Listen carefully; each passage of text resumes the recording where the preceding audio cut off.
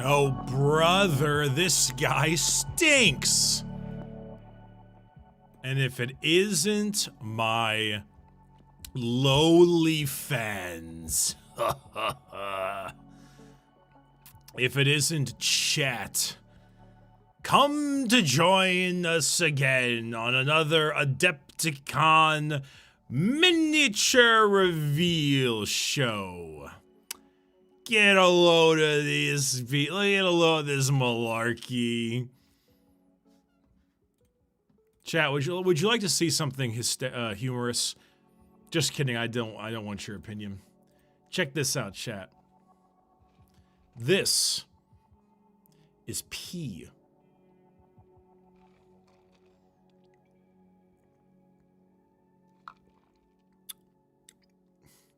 Nutritious.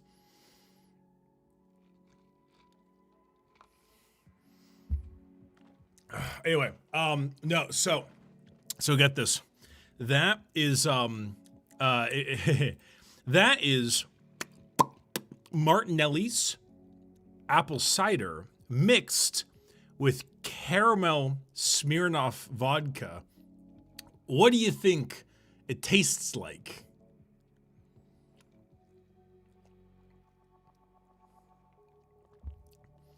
Piss?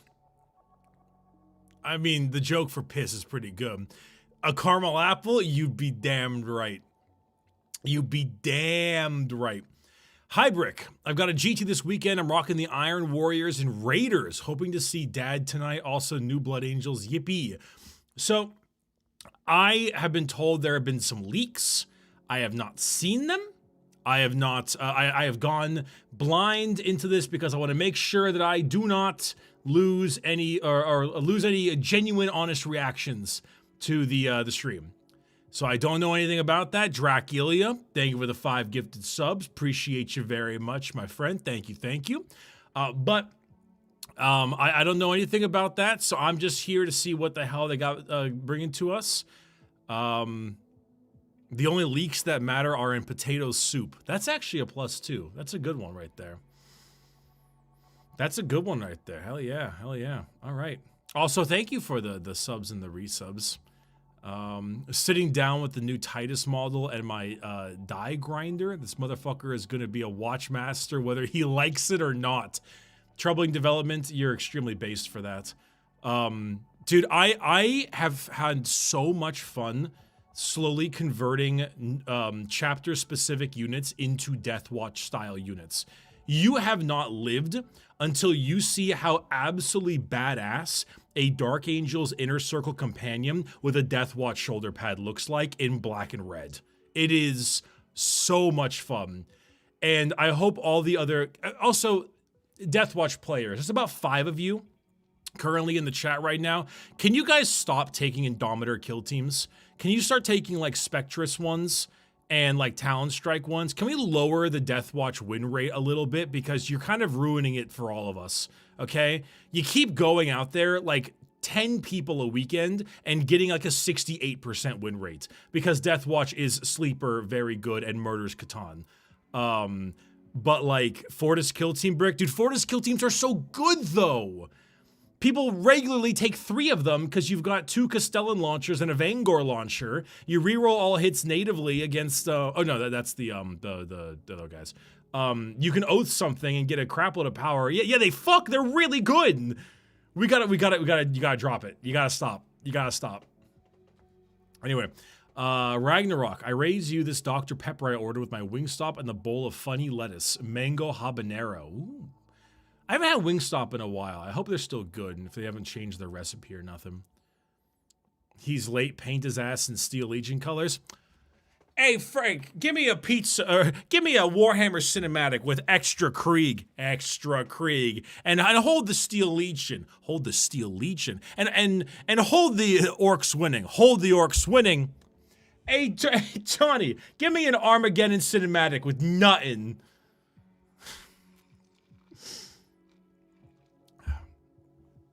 Spectre says jokes, bring back my Proteus kill team.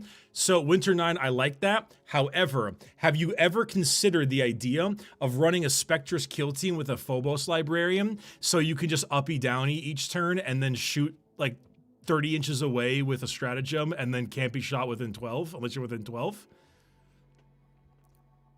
Have you considered that? Have you considered that? You should consider that. Good morning, Brickard. I gotta know your thoughts on the Defiler rules. The new Defiler looks like it's gonna be fucking ridiculous. The new Defiler looks like it's gonna need to cost 250 points. Also, can I point out that Emperor's Children finally have a genuinely dedicated, solid anti-tank option from range with the Defiler? Also, I'm sorry, 4-up Overwatch and K-Suns? Like, Emperor's Children fans must be happy about the Defiler because it's finally the thing that they want. Well, sorry, gameplay-wise is what they want. I'm not quite sure if I'm really a huge fan of the Defiler in an EC army thematically. It's not like, it's not my vibe, if I'm being perfectly honest, but 4 las cannons on 2s is very much my vibe. It's pretty good. With nothing. Good evening, Designation Bricky. I have a local RTT this Saturday, and I'm running AdMech Data Psalm Conclave with a Freeblade Knight Defender. Wow. Hoping for new AdMech vehicles. If I look up Data Psalm Conclave, and it's the one where it makes the robots like somewhat viable, I'm gonna give you a little smack in your titties and wish you the best of luck. Because you would deserve a little smack in your titties for being such a madman, while simultaneously, I don't know if you're gonna do great. What the fuck is this? Wait. Data Psalm Conclave? Oh, there it is. Oh, no, this is the better AP in charge one. Oh, never mind. Never mind. You are absolved of your sins. Subbrickster working on some Night Lords for 30k. Also, would you do the honors of naming the Praetor? Oh, God. For 30k, a Praetor? Oh, I don't know. Because the problem is like Night Lord names are always like Serathi Skinfucker or something like that. With nothing. What's your favorite 40k faction, not Legion? See, here's the problem with favorite 40k factions. Unfortunately, Games Workshop has their lore and their models and their rules on such like a fucking dartboard throw that my favorite faction changes like every 4 months, because then cool, like an awesome new book comes out and they become my whole personality, or some awesome new minis come out and it's my whole new personality or something. Like, it always seems to circle between guards, sisters, and necrons. You know? Like, so, I don't know, just around there. Bricky plays Scrandle while we wait. So I actually do want to play Scrandle at the risk of becoming a Northern Lion copier. However, not today. I want to do, we're just going to be chatting 40k mostly. Hi, working on converting my EST to Blood Angels for an alt heresy. That's pretty cool, actually. That's a cool idea.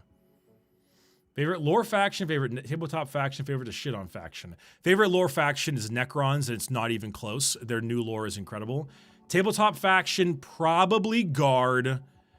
There is few things as enjoyable as being like, well, Angron can statistically only kill 18 guardsmen around. Charges in my 20 guardsmen. Favorite to shit on faction? I mean, it's gotta be Craft World Eldar. It's gotta be Craft World Eldar.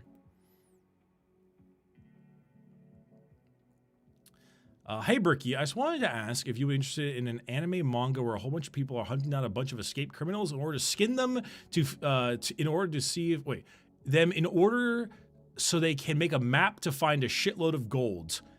That is really funny, but you basically just described most of my marathon runs with Arachne, so I think I'm already living that anime.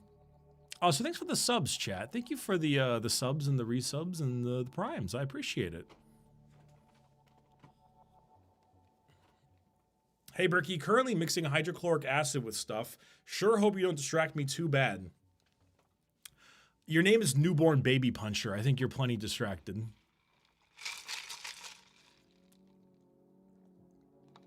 Do you enjoy cryo? I'm only like level 18 right now. I haven't gotten to cryo yet. Holy shit, Cracker. Thank you for the 20 gifted subs. Also, Black Rose Encore. Thank you for the 5 gifted subs as well. Really appreciate that, both of you. Thank you, thank you. Bricky, are you ready for a nothing burger? You see, here's the thing.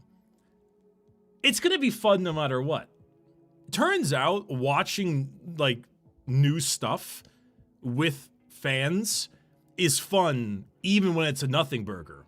Because if it's a nothing burger, then we all laugh and have a jolly good time, and we make fun of the fact that it's a nothing burger. If it's really terrible, we're like, oh my god, what is this? Ha ha hee hee. And if it's really good, we're like, oh my god, I can't wait to like paint that up. That looks super awesome. The thing is that every single one of these shows, a percentage of people hate, because statistically, every single one of these shows will not cover even like a third of the factions. So most people will be upset to some degree. I just don't care because I like to see cool miniatures. You know? Now, if the miniatures are in fact not cool, then we're going to have a problem. And that's going to be a whole other issue.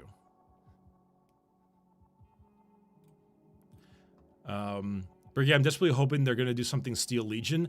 Okay. So I gotta mention the Steel Legion thing. Because here's where my mind's at, right? Like I can understand why Games Workshop has not made a Steel Legion line of miniatures. Would it be cool? Totally. Would it be awesome if they got a kill team? 1000%. Would it be great if they had a sprue at least? Yeah, they probably should have at least a sprue, goddammit. Like an upgrade pack. But like I'm not surprised because they just redid Krieg like 2 years ago, the whole Krieg range. So like I'm not super surprised. On the other hand, I cannot believe they didn't fucking animate them. You know? Like, I get not, like, doing a full guard thing. They just did Krieg. Like, I'm not expecting a whole new range yet. But, like, you don't need plastic molds to animate them. You don't need plastic molds to put them in the fucking video? Which is wild to me. Absolutely wild to me. Like, I don't know. Mama, how come you never remember my name? I'm sorry, Yellow Krieg. It's just really weird to me. Hey Bricky, what airbrush would you recommend? I've used a Monument Hobbies airbrush for a while. I currently have a Harder and Steenbeck, but that thing is like expensive. Like, I'm going to use that for like 5 armies type thing. So often people consider the Harder and Steenbeck airbrush to be like the gold standard, the best possible. But if you want like a cheap one, I go watch that Warhammer video on it. They got some good advice. Hey Scotty, best of luck with your APOC game. Starman got artwork ready, will reveal in June. Also, the Necrons are your favorite lore faction. Absolutely, I think they've had some of the best updates lately. Also, thank you for the Prime subs, chat. Propa Zergle? Do you think they charged the batteries in their mics this time? Oh, right, I forgot about those tech issues. Maybe. Maybe. I'm really hoping for a Librarian Dread for Blood Angels to return. Yeah. My mind says if they reveal that, I'll eat my left arm, but like, they might. It's like not too far out of the realm of possibility, even though I don't think it's gonna happen. The stream's delayed on their side? No shit. Hold on.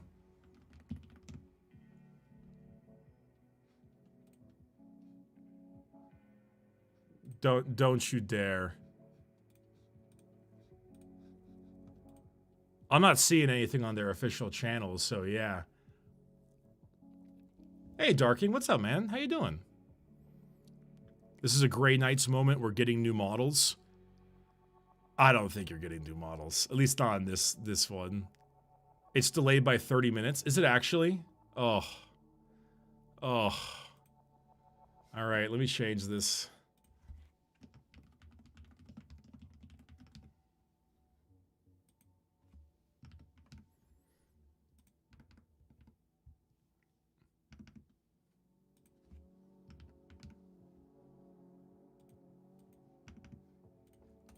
Oh my god, it's going across the thing. Whatever, man.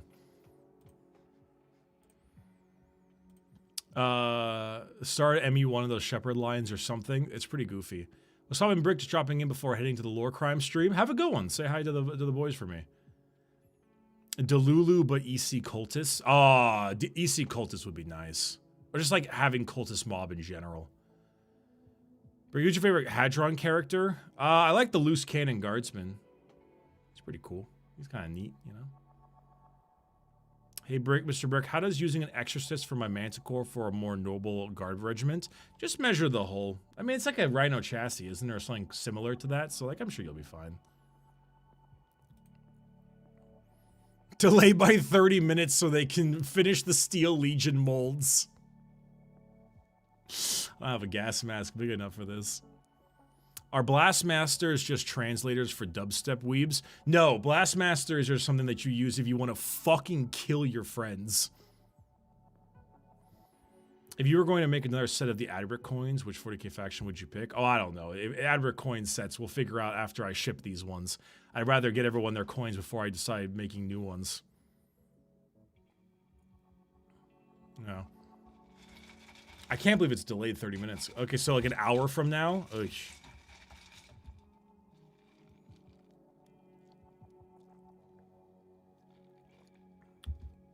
Where are you seeing, where'd you see that? Was it like the Warcom article or something saying that, or was it like a Twitter? They posted it? Oh. Ball sack, as the kids like to say. The kids do say that, by the way. Warhammer official. The hell did I press? What the balls? Balatro? Oh god, come on, don't be doing me like this. I'm just seeing pre-order stuff. Where the hell are they posting these things?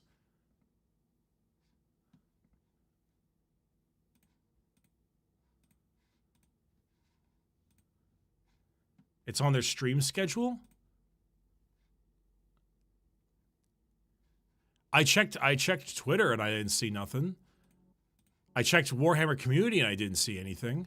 Am I blind? Oh, it's on their Twitch channel specifically. Oh, goodness gracious.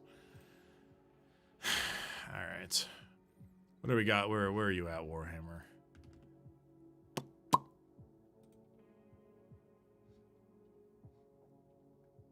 Warhammer is not...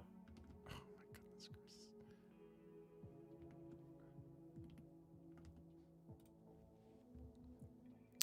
Ah, there it is. Wait, so they just updated their streaming schedule for the reveal. That's it? Oh my goodness. All right. Sure. Why not? Why not? They don't use Twitter anymore? If only I could be so strong. Opinion on Heresy minis for 40k? They look awesome. They look awesome. If I had an AdMech army, I'd proxy the Scutari. If I had a Custodes army, I'd proxy the new Custodes. Like, they look great. After learning about Necromunda, do you have any kit bashes you think of making? Not yet. Maybe in the future. Have I tried Slay the Spire 2? No, but I know I should. SG Shiwi. I'm not sure about that whole marathon question. I don't know. Game's great, though. I'm shocked how good it is. New Primarch reveal is just Ferrus Mantis' head on a 180mm base for aura farming. That's just Skibbity Toilet with more steps. Come on now. Come on now. Also, hey, Mr. Maroon, thank you for the sub. Crimson Fist Adric video when? We've talked about Crimson Fist before, but like not, I don't think maybe a full episode. I think maybe a full episode. I don't know. How dare you compare my Primarch to a Skibbity shitbox? Listen, nothing that I've said about Ferrus Manus is worse than what Games Workshop has done to Ferrus Manus. Oh, goodness gracious, I can't even read this. Orc Get-Ear, old Balai is back. Gonna run him as a boss. Then Orcs being 11th box is living the dream.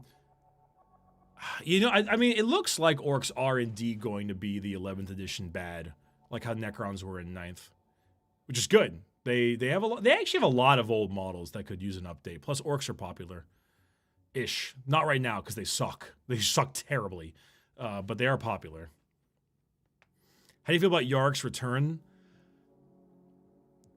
Honestly, I'm not actually a big fan of it. I kind of think Yark should have just, like, stayed dead. He's cool. He's neat. But, like, I'm pretty alright with him just, like them killing off human characters. You know? Like, there's absolutely nothing wrong with being able to play a character who is dead. Looks at Gaunt's Ghosts models.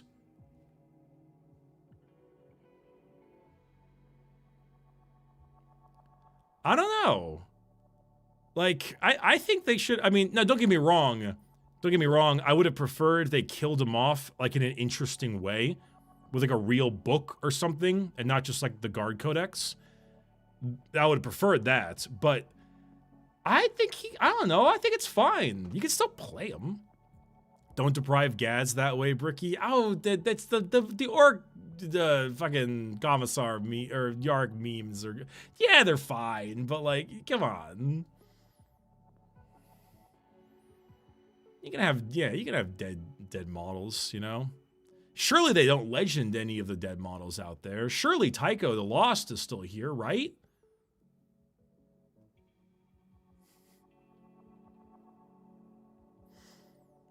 Will you do an Adric on Thulia Gold? The new Lady Fanny robot, if she has interesting lore.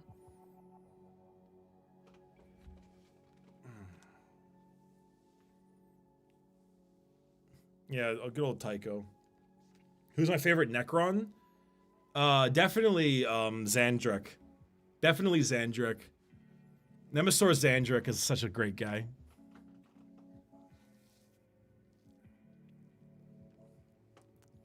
Tycho died in like 5th and was still around in the 10th indexes. Exactly. Exactly. Yeah, I don't know. I don't know. I don't know. I mean, don't get me wrong. Like, the new Mini is cool. It's a neat. It's a genuinely neat looking model, but I don't know.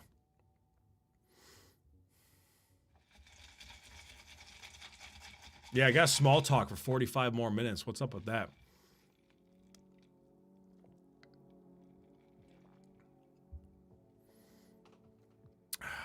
I can't wait for you and the Poor Armor guys to cover this bit. The Poor Armor guys are at Adepticon. They're not covering nothing. They're at Adepticon. So they're going to cover it in the sense of they're just going to be there. It's just me. No, I don't know.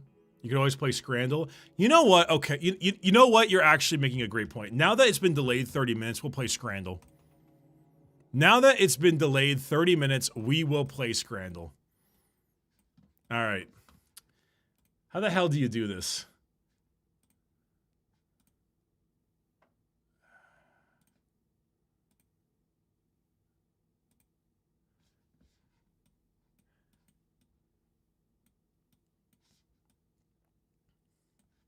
How the hell do you do this? The thrilling daily game of food comparison. I'll just do the daily. So wait, how do you fully play this? Because I've seen like Northernlion play it a few times, but that's about it. Is it like, which one would I like to eat more, or is it which one do I think someone would want to eat more?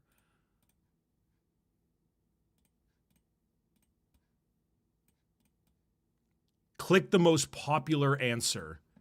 Also, hey, Broken Reavers, the 5 gifted subs. That's it? Okay, so I have to click which one I think people like more. Okay. Steak and pepper. Okay, steak and peppercorn sauce with chips and loaded fries. US or England? The somewhat cum related looking fries is a bit weird. I will say that the chips and the steak look really good. But the price, I'm gonna go with the steak and the chips. Thanks for voting. Oh, you vote first. Oh, okay. Bacon cheeseburger or chicken and chips? Purple slaw and garlic mayo. What is that? Green thing on the left. Is that a sauce? I'm taking the chicken and chips. Oh, yes. Okay. What do we got? Pulled pork and chips and BLT biscuits. Okay, this doesn't look terrible. 12 pounds? 250. 250. Fucking, yeah, 250 pulled pork and chips. Easy. Pork sandwich or chicken tikka and chips. Okay, this is the same price. And the chicken tikka, it looks like it's substantially more ingredients. So give me the chicken.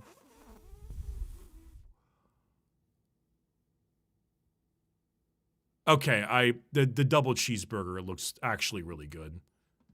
Hell yeah. Okay, that's good. All right, cool. Teriyaki chicken barbecue bowl or kebab meat and chips. There's Euro stuff. Look at that cheese. They just like whispered cheese in the other room. 14 pounds is a lot though, but it looks better. Do I think people will like not use their brain and just jump over? You know what? Teriyaki, Japanese, people always vote Japan. Japan, food. Hot dog. That's not a hot dog. That's not a hot dog. What? Did you take this on a fucking BlackBerry? Chinese box.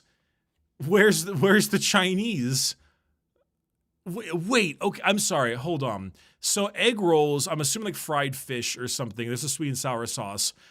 The fucking like noodles, it almost looks like ramen, but I'm assuming it's like a chow mein. It come with egg roll. And then I don't even know what this is, but this is foul, so I'm going to the left. That's so funny. Okay. Fried chicken in a cone. Fish rotten. Fish in a bun. Okay, this is actually tough because I would take the fish in a bun in a heartbeat. It's way cheaper. However, I wonder how many people will be turned off extremely by a thick piece of whitefish, pickles in a bun. Also, what is this? Is this like horseradish or is this just fucking ice cream? Also, on the cone. I'm taking the fish. That's 10 pounds for fried chicken and fucking mayo or something. I should have voted with my heart. I knew people weren't gonna go for the fucking the weird fish. All right, barbecue pulled pork nachos or chicken and chips. I think the image makes this look like it's got more food in it, and they're about the same price. So I'll go here. That was close. That's okay. Cannoli Greek pita wrap. Oh, you got to do the Greek pita wrap. Yeah, no, the cannoli's cool, but like, I mean, a pita wrap is just so good. Beast burger, bread with onion and pepper. I don't think you're supposed to season. Is this Hungary? I don't think you're supposed to season you don't season the bread with paprika like it's cinnamon, right? They barely even got any fucking onions gone. What the fuck? I'll take the beast burger. Yeah, it's expensive, but like Jesus. All right, that's pretty cool. We did all right. We did all right. Super Scrandle, new game mode. What is this? Is this like points? Do I like bet? Jacket, potato, or double cheeseburger? Double cheeseburger looks good. Do I do like 20% or something, like a wage? Wow, 22% is fucking low. It should not be that low. Bacon cheeseburger, spicy chicken rice. Where's the bacon? Where's the bacon?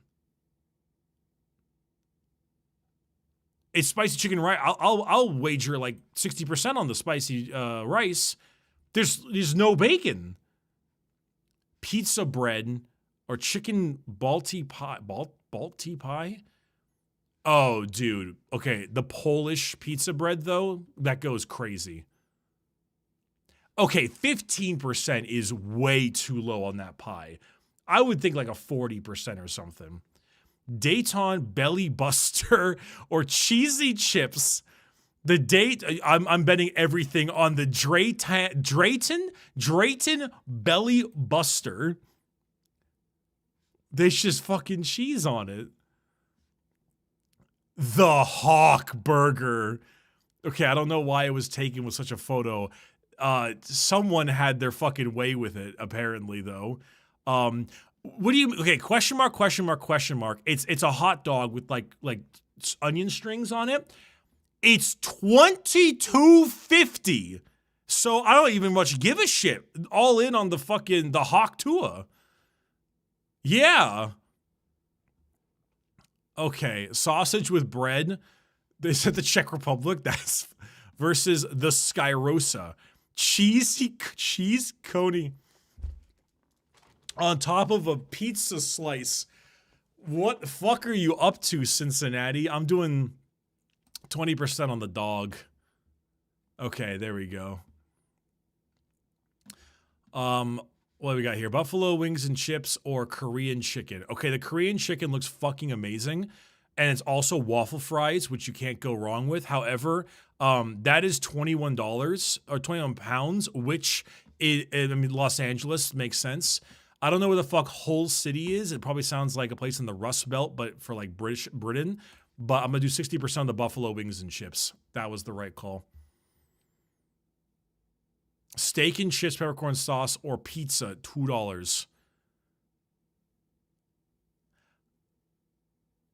Okay, this pizza is really sad, but like it's $2. At the end of the day, it's bread and cheese. The stream is up for Games Workshop. Is it actually? I'm putting all my money on the pizza. If we die, we die. We died. $2, man. It was $2. It was $2, okay?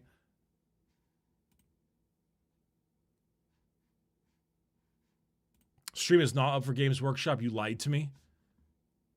You lied to me. It's not up.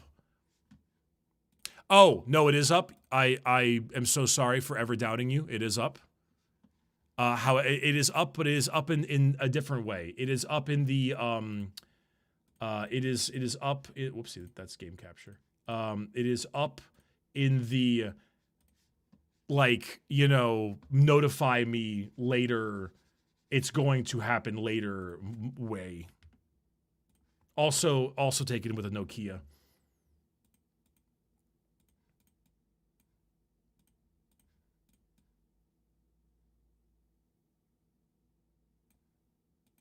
Yeah, it's that kind of thing. $2 to make yourself sad, not worth. You know, I don't know. $2 for a pizza like that. It's cheese, bread, and pepperoni. I'd take the $2. It's $2. It's so cheap, and at least like that much bread alone would make you fill it up. Also, you gotta think about that. Like $2 at a sporting event, you know, at a damn sporting event is pretty wild, all things considered. $2 for botulism. It wasn't canned. Thanks for the $2, chat. Buy yourself a pizza. Thank you very much. Thank you. If I remember right, in Caiaphas Cain, Amberly Vale says she met Yark and that he was the most boring man she ever met. Yeah, she said something along the lines of like the dullest person I've ever spoken to, because Yark is the most like, I am serving the Emperor. We must discuss tactics if we are gonna get out of here on like that kind of guy.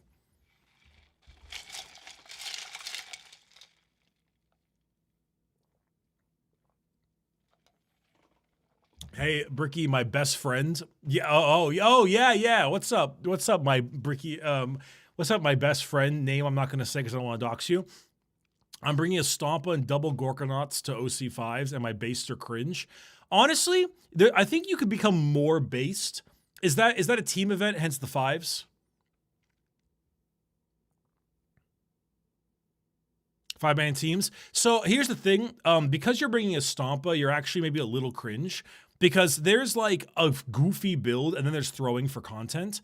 I think the Stompa is maybe a little bit too much throwing for content. You should instead do like triple Gorkonaut, triple Morkonaut. Because that is still not very good, but it's the kind of not very good that actually like run that shit in Dread Mob, and you might, and at least you'll lose 12-8 instead of like 18-2. You know, like at least don't sink your team's points. There is only base with orcs. You clearly didn't fight 9th edition freebooters then. Like just do that instead. That's a lot more fun. Alpha Legion today. I'm gonna stop you there. There's more to your message. I'm gonna stop you there. There ain't gonna be no fucking Alpha Legion today. If there's Alpha Legion today, I'll play Genshin Impact.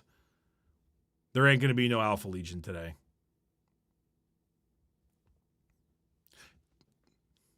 I'm a little scared about what I just said there. There will not be any Alpha Legion character reveals.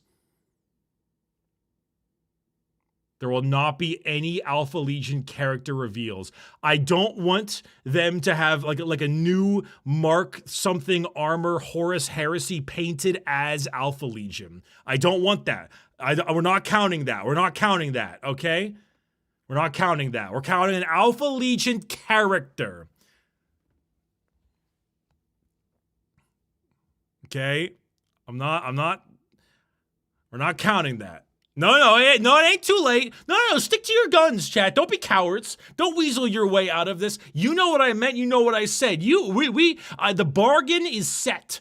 The bargain has been made, okay? I will stand my foot on the ground for the Alpha Legion character thing, okay? Also, how much is a Gorkonaut anyway? That's what I was opening my phone for regardless.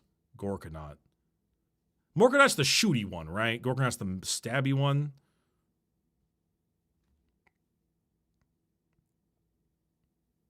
Gorkonaut. Yes, it is. Gorkonaut's 265.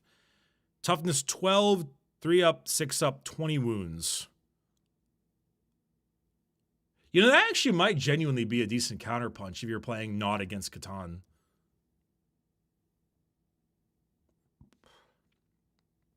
But the Morkonaut, especially because the buffs you get from Dread Mob are like actually not that bad. Okay, Morkonaut. Let's see here. +1 to the ranged attack, 280. Yeah, a little more expensive. That makes sense. If you're going to walk it back, at least choose something somewhere interesting to walk it back to, not Alpha Legion character. Listen, they said Alpha Legion. They mentioned Alpha Legion. They specifically were the ones who said Alpha Legion. They wanted an Alpha Legion character reveal. I was like, ain't no way it's going to happen. So I said, there ain't no fucking way there's going to be Alpha Legion. But then I thought to myself, we got probably Horus Heresy stuff going on. They could just have painted up Alpha Legion. And that got me a little scared for a second because then they would be misconstrued as that. Throw me a named Alpha Legion character, some kind of like Iron Warrior Hanzu-esque type Alpha Legion. They finally get a character for them. I will make good on my deal. I will make good on my deal.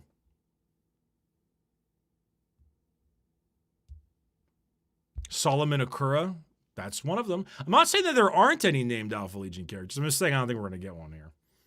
I just don't think it's happening. Anyway, all that aside, thank you for the resubs and the subs chat. Appreciate you very, very much. Thank you.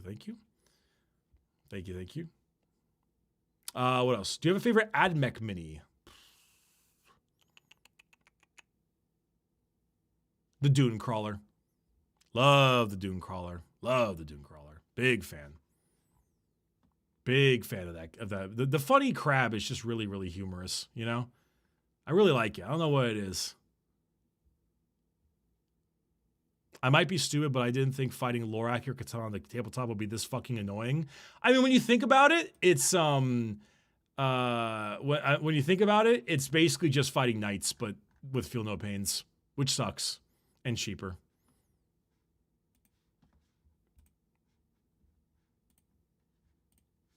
But you know, and with damage reduction,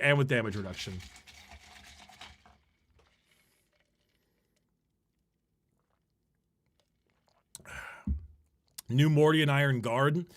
Dude, if they're not going to give you Steel Legion, even in a cinematic, they're not going to get you Iron Guard. What's the least played 40k army? I think the least played 40k army is Genestealer Cults. However, there's a big asterisk there, which is least played in terms of, I think, general models sold. We're not counting agents because Games Workshop doesn't count them as an army because they're evil. But yeah. Waiting for Warhammer. Refresh? Ah, jeez. How do I do this? Scrandle is still open. Still waiting for Warhammer. I'm assuming that the Twitch one is open. They just showed Steel Legion. Shut up, man. There we go. No fucking way. Hold on. It just said technical difficulties. Wait, they already started like 20 minutes ago? What the hell's happening? Or 2 minutes ago? What is happening?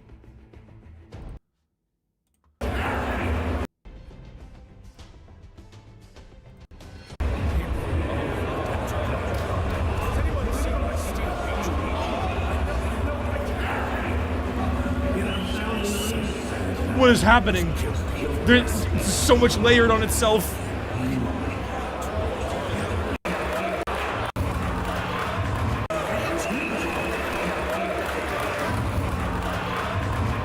Oh my god, they actually did show Steel Legion.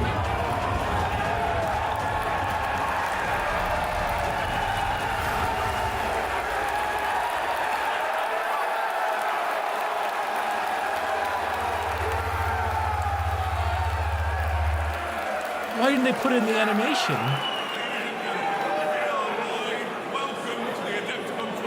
I can't hear shit. Oh my god, the mics. USA for Adepticon. What would Yarrick do? He'd bring back the Steel Legion, of course, and we can confirm today the Armageddon Steel Legion are on their way. Yeah, absolutely. I was talking with the guys from Warhammer studio earlier today. You can expect to see the Steel Legion within around 2 years. They are not going to be the Imperial is They showed you the concept art so that you'll stop talking about Steel Legion and you'll get it in 2 years because it's so early in development. Okay, so normally when the preview is starting and the room is filling up and there's thousands of people in the chat, I ask the question, where are people from? Why aren't you miking these guys up, man?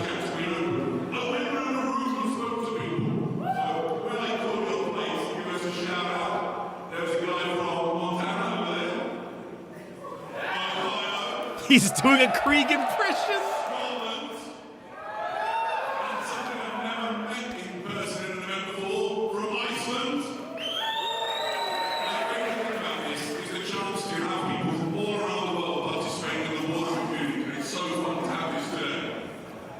Yeah, it's really cool. We've got some amazing reveals for you today, guys.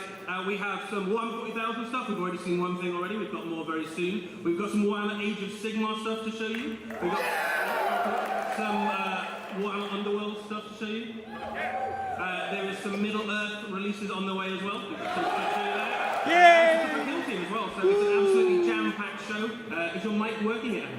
I'm skeptical. Everyone just share the mic. Just share the mic in the middle. Get cozy for a minute. Right, so normally at this part of the show. Is the other mic Have you broken? done any hobby lately? Eddie, have you done any hobby I lately? have done some hobby. I've been painting Space Wolves because I am playing at Adepticon this weekend. Is anybody else playing at Adepticon this weekend? Yay! I actually. Spectacular. That sounds fun. I would like to be there. Yeah, we've all brought Space Wolves. We've had about no practice games so far, so if we do get you in the team tournament, just go easy on us. Show them no mercy. Crush them like the dogs they are. Friendly game. Want to bet it's the 48-volt feed not working? Dude, if they didn't turn on the phantom power. Because it's secret.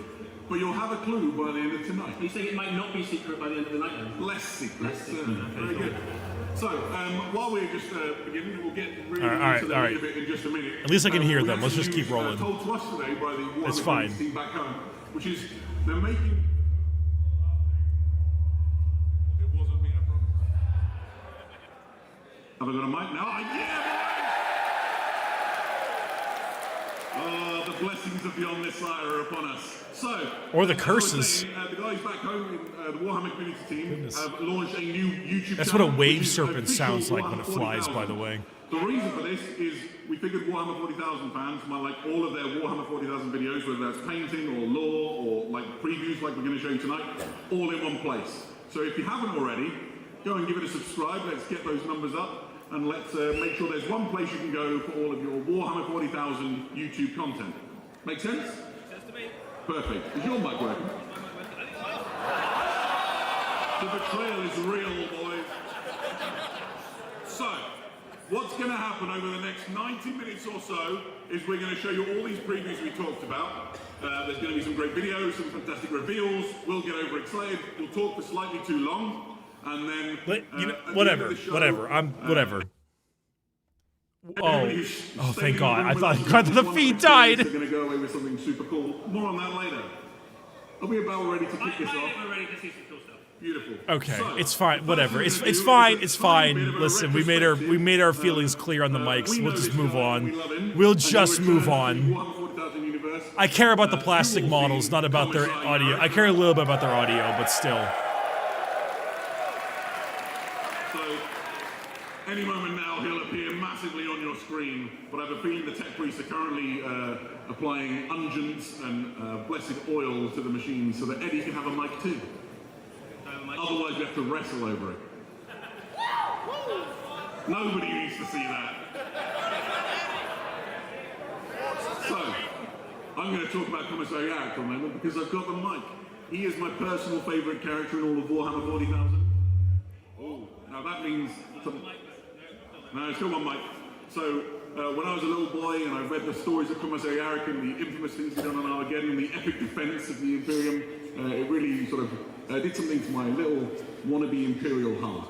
And so it's been really cool to see the reveal of that model and the return. And this heralds something that we're going to show you in a little more detail as the rest of this preview runs on. Eddie, were you around when Yarrick first debuted? I played a game and sent in my results through Whiteboard. Or was this for the Armageddon? It's just. I'm sorry. It's like a running joke now. You know. Whiteboard, and you sent in the results. You said how your game went, so I sent in one result. Is anybody else? These two guys are fine announcers. It's not their fault. They didn't hook up the. Armageddon global campaign. I mean, it's. Awesome. So yeah, me too. It's I already one got old when it happened. podcast mixer with some cloud lifters going directly into a source computer, right? Like that should be all it is. Right. So let's get an update from the guys behind. Otherwise, we're going to do this preview via the medium of interpretive dance. Nice. I've dispatched my finest Eddie to bring news of the technology. While we fill, I suppose I could just start reading off the list of all the cool stuff we're going to talk to you about, right? It runs for 2 whole pages, guys. This is no joke. Otherwise... Sorry, Bricky, I am the GW sound guy. I overslept. Well, at least you're honest about it. Nobody needs Warhammer. You might need Warhammer trivia. Tell you a joke.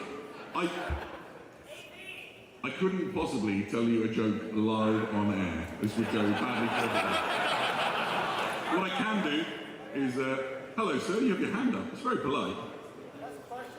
Go on then. Sorry?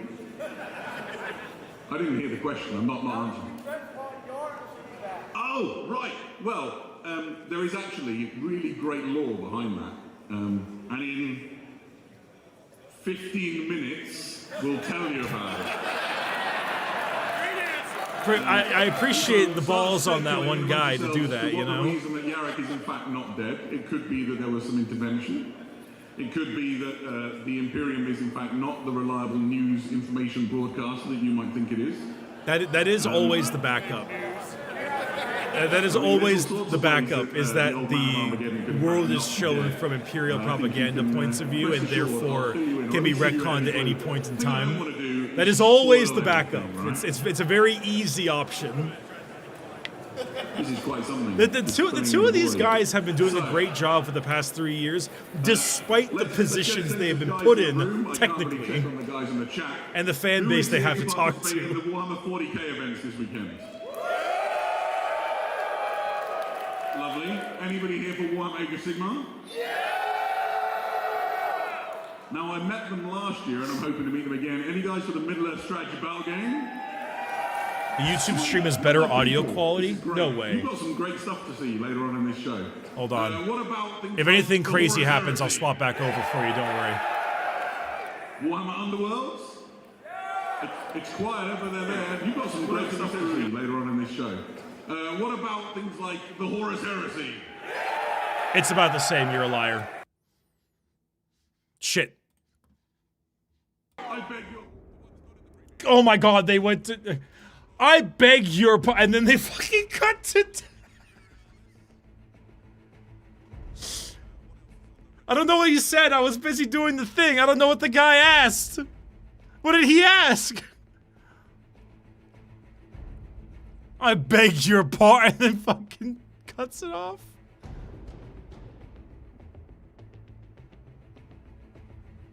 I don't know what he asked. I wish it was something really, really good, or something like just absolutely goofy.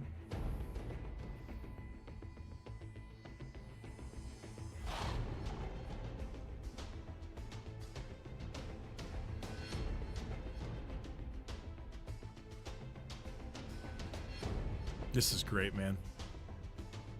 Dude, I'm having a blast. Remember what we said earlier?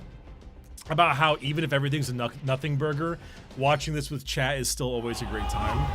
Does anybody here play Old World? There you go. I don't want you to feel left out. I did that. What did you press? You already did this. This is the intro from before.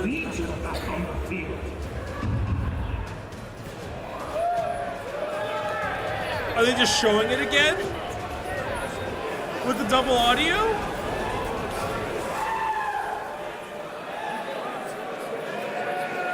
This is great. It's back to me, which means we might be live. Yeah? Talk about it. I'm having a great time. Steel Legion collectors in the room. They restarted the show, so the software took over. They have an autoplay, I assume. It's even been in White Dwarf back in the day. And so that news is extremely exciting to me. And there's loads of things I want to get excited about and wax lyrical about with regards to Steel Legion. Did you see in the concept art that you saw there that they have the carbine-ized lasguns? I did see that. That was slightly kind of cool. can, I did like the stubbier ones. Pack more men into a chimera. And then the folding stock. These are the details I love that make the Steel Legion one of my preferred Imperial Guard regiments. I'm so glad I give them a lot of money. Hey, it's very simple. Never mind. It's not at all simple. Hey, James. Give me a GW stream with extra minis. Extra minis. And hold the audio. Hold the audio. And get rid of the other guy. Get rid of the other guy.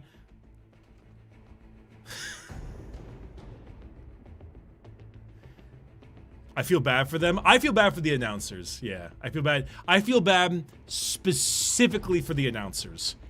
And the people who are at Adepticon.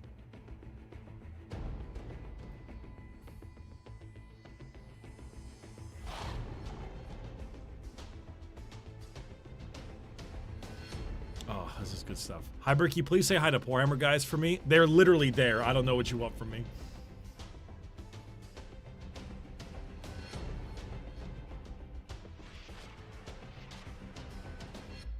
Oh, dude, we have a booth next week at WeebCon in Dallas, and we're gonna have a whole bunch of VTuber meet and greets during that.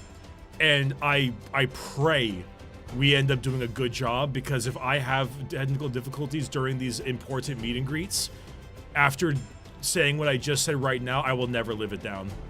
I will forever be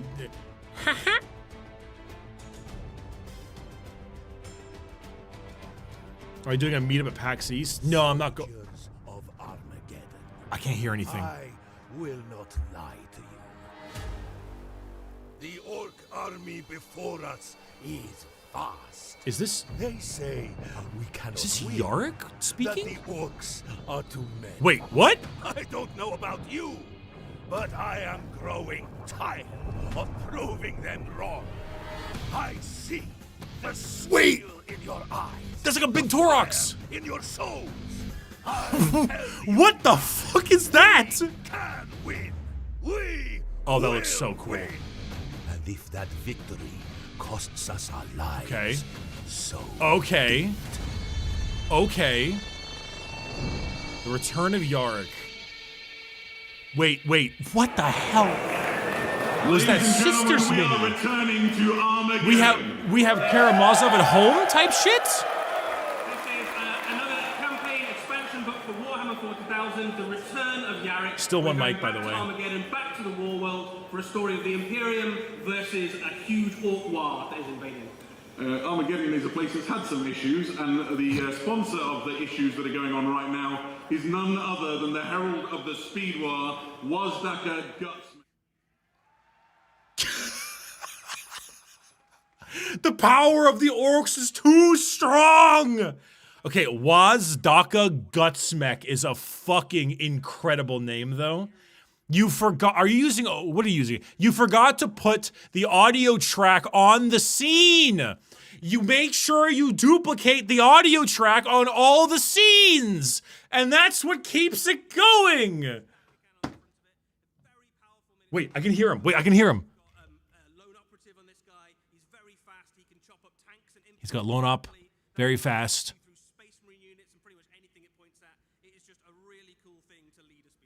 Yeah, absolutely. And the narrative hook behind Wazdaka and why he's come to Armageddon is quite exciting. This is max volume, chat. He's on a quest This is max volume. You're at 0 dB. galaxy, and as he travels on his speed war, he wants a bit of an accelerator, and he has discovered that Ghazghkull Thraka has teleporters. And so the deal is, if he does a good enough job on Armageddon, he gets a boost to carry on his... Ghazghkull has teleporters, and so if he does a good enough job at Armageddon, Gaz will give him teleporters to give him a boost. Oh my god, a fucking AFV guard tank.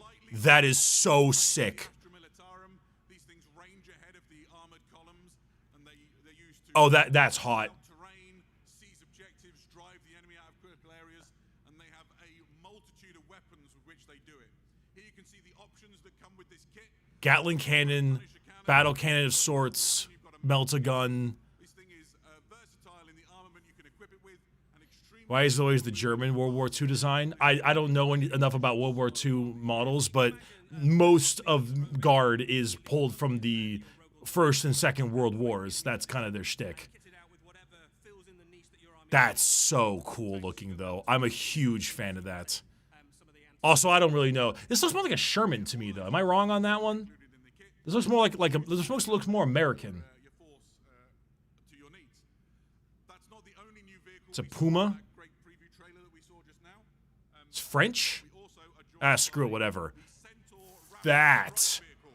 So I really like this thing. This is a fast-moving, lightly armored transport vehicle for your Astra Militarum troops. It is just a beautifully detailed kit. It's like a Torox. It's like an open-topped Torox. It's a half track. They're still at max volume, chat. I'm sorry. Yeah, absolutely. This is giving you some very different options for your Astra Militarum force in that. The way it's going to work is you pack it full of troops, You storm forward to the objective and then you get out of the way. The Chimera would typically sit alongside you guys and offer lots of suppressing fire. This is purely delivery. My favorite thing about it... That's a really awesome looking model. Have a look inside that crew I wish they were louder to talk more about it. Another look at it.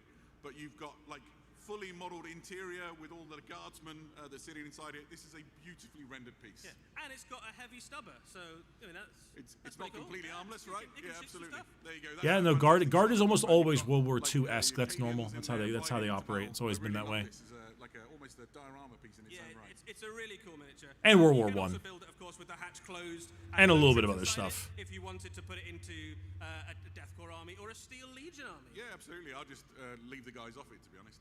There's a lot of things actually, but like. Also showed you, and the next thing up is probably my favorite thing in the whole preview. I'm calling it now. This is Commissar Graves. Commissar Graves? The dead will surround them? Commissar Graves is a member... Ooh, the room like that. Okay, that is a really cool looking mini, I'm not gonna lie. The face is a little funky, but I'll put a helmet on them anyway, because I'm bad at painting guard faces. And literally one of the first things she does in the narrative is replace one of the high-ranking officers with a bolt round. You can have the character on foot, but she also has the option to come on an armored fighting vehicle. Yeah, so this is Vigilance. This is her own personal rapid strike vehicle. And this thing... Wait, she gets her own... She gets her own tank? Or her own... Okay. Okay. That rocks, actually. Wait, that goes insane. On the jacket I wore Commissar Graves' heraldry is one of those patches. Inside the Vigilance with her, you see her staff of Officio Prefectus officers. This is what she calls her right hand. Her left hand is a power fist. Her right hand is a bunch of Alright, dude. They gave you a character truck. Eat your heart out, Knight Commander Pask. Oh, absolutely, the Bane blade that Commissar Yarrick traditionally drives around in, this is sort of like a smaller, compact version of that. If you converted it yourself... Yeah, dude, it looks like the, what is it called? The Fortress of Arrogance? Yeah, absolutely. Commissar Yarrick's Hellhammer? He's very different to Yarrick. Yarrick is an inspiring leader at this point. Also, two models. You get the truck and you get her, which is really cool. Just a stone cold killer. Yeah. Right, we're still not done. Did we see the Adeptus Sororitas character? Here is... The room really likes this one. Here is Intransia Frey. She is the Dog Martyr Superior for the Adeptus Sororitas on Armageddon. She's a member of the Order of the Martyred Lady. And she has a big role involved in that high command for the officers. That is the dumbest thing I have ever seen. I'll take two. My wife on the toilet. This is a really powerful character to add into a Sister of Battle army. It's got a few different options there. You can see you've got the helmeted, unhelmeted. It brings quite a lot of firepower to the field. You've got a couple of heavy bolters, a couple of heavy flamers, and then a rack of melter missiles in there as well. So a powerful unit to do damage to pretty much anything. This is absolutely ridiculous in like a really cool way. I like this a lot. It's so dumb looking. I like it a lot. This is the kind of like absolute ridiculousness that I would expect from a Sisters model. There's 2 thrones out there. There's 3 at least. Not including the big one on Terra. That's a big box. How big is Next this? up is this is a contender for the strangest model in the preview. May we introduce you? Imperial agents, Inquisitor. Inquisitor Croyle. Who is Inquisitor Croyle, Eddie? So Inquisitor Croyle is a member of the Ordo Xenos, and he's effectively... Wait, this is just a dude from Borderlands. What's his name? Flintlock Wood? Forget. Exotic and weird enemy characters and monsters. He's come to Armageddon particularly to try and take out some of the Orc warlords and Orc psychics. They're still so quiet. I'm sorry, chat. Very strange looking alien rifle. He is mounted on the weirdest looking horse shrimp What thing. is that? Yeah, I mean, it looks even worse with the nose bag off, right? Sir Hammerlock, thank You've you. got some options in the kit. So you've got a couple of head options for the mount, a couple of head options for the character. In game terms, he's very useful. He is a lone op, fast-moving sniper character. So you can imagine him being very. No, this looks awesome. It's just for Imperial agents, so I feel kind of bad, you know. Once you've managed to hit an enemy unit with it, the damage on it goes up and up and up across the game. Yeah, fantastic. His gun is a Jadari Tox Cycler for the record, and it's one of the stranger looking guns in Warhammer 40,000. Wow, strange mini.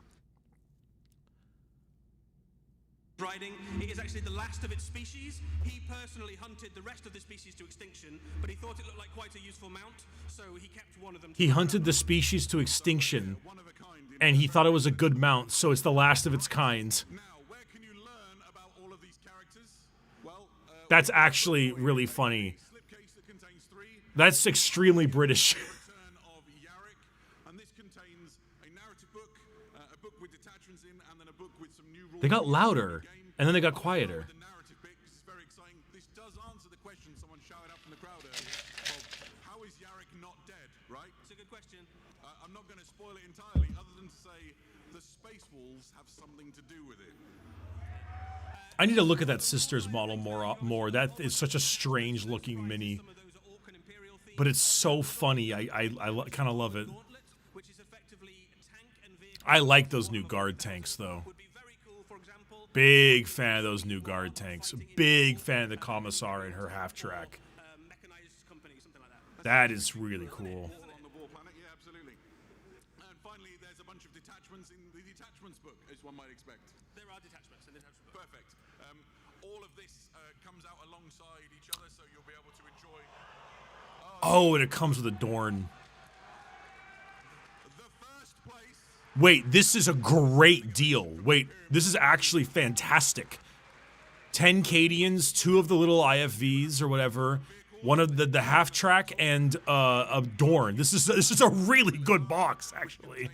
This kicks the shit out of the 6 Steeljack box that the Votan got.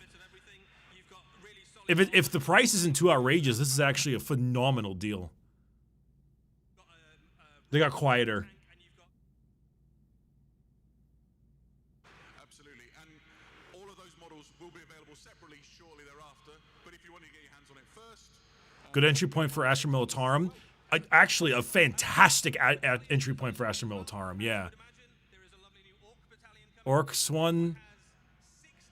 That's actually not very good at all, that one. Def Killer War Trike, Squig Buggy, and 6 Daka Jets is... Or sorry, Def Coptas is... Is that a new War Trike? fantastic. If you're looking to keep in transit, Oh, what do we got here? No, it's not. Okay, I wasn't sure. 10 Repentia, 10 Novitiates, a Palatine, and 3 Paragons. That would be worth picking up if you were, like, already going to get into Sisters. I wouldn't get 2 of them, but I'd say that isn't too bad. I'd slot in, like, you buy, like, Vol to your side. That's a good starter box. Or, not a starter box. That's like an add-on box. Like, you've already got Battle Sisters and stuff, and then you add this to it. Dad? There is, I promise. Here we go. Oh! Oh! When your world Wait, no, this isn't that good. what you need are the Xenos. It's okay. This is It's fine, I guess. Death Watch. It's a 10-man kill team plus flyer, which I like because Death Watch, but like flyers are terrible. Despite the fact that this is the best flyer the Imperials have. The Corvus Black Star rocks. It's awesome, but it's bad because it's a flyer. I mean, I'd get one. I already have a Corvus Black Star, so I don't need. I sure as shit not gonna get But we're going to show you something a little bit different. God! Somewhere in the room we have some friends from our friends. Weather Workshop, I'm sorry. And they've got an amazing new thing that we're going to show you right now. Right now. And Once, he was known as Calistarius. Now, after conquering the Black Rage, he is Calistarius? reborn as one of the most formidable psychers in the Imperium of Man. standing upon the stairs of the Arx Angelicum. What is happening? We present to you the chief librarian of the Blood Angels, the Lord of Death. Oh, Mephiston? Mephiston. What about him? He is the sole member Oh, is it of a the joy Blood toy? Angels Like a to statue? conquer the Black Rage. Oh, it's a statue. Beneath their control lies a force capable of devastating wrath. Oh, is this the group We that have made depicted the Abaddon one? Mephiston amidst the battle-damaged environment of the Arx Angelicum, harnessing the power of Oh, psychic attack. I don't know the company name. His aristocratic features contorted into a rageful expression as psychic energy ripples between his temples and Yes. through his psychic hood. Yes, I know it's a statue. In one hand, his four-sword Vitaris crackles with power. In the other, They psychic make energy great stuff. gathers, Don't get me wrong, but this is going to be like poised to manifest the $2,500, Emperor's you know? wrath. And I'm sorry, man. Mephiston's Gas is at like resplendent $7. artificer I'm armor, richly I don't know if adorned people are with gonna be Blood buying Angel's this. Iconography has been rendered in exquisite detail by our sculptors. maybe I guess it's only for Presence whales, so is maybe it further doesn't really elevated matter. through masterful, visceral paint applications. Looks good. With every surface That's and true. texture carefully realized to bring depth, contrast, and gravitas to this defining portrait of the Lord. Yeah, of Death. he kept the nipple armor. What's up with that? He kept is the a nipple figure armor. of awe within the Blood Angels chapter. Make him a figure of awe upon your shelf. You know what? I've changed my mind. This is most likely going to major whales who buy this kind of thing. So I don't think something as like gas is going to really affect them. So you know, if you're going to sell things like this, it's going to a specific person. So whatever. I won't yuck their yum. It is a cool looking statue, I guess, but like I'm not going to buy it.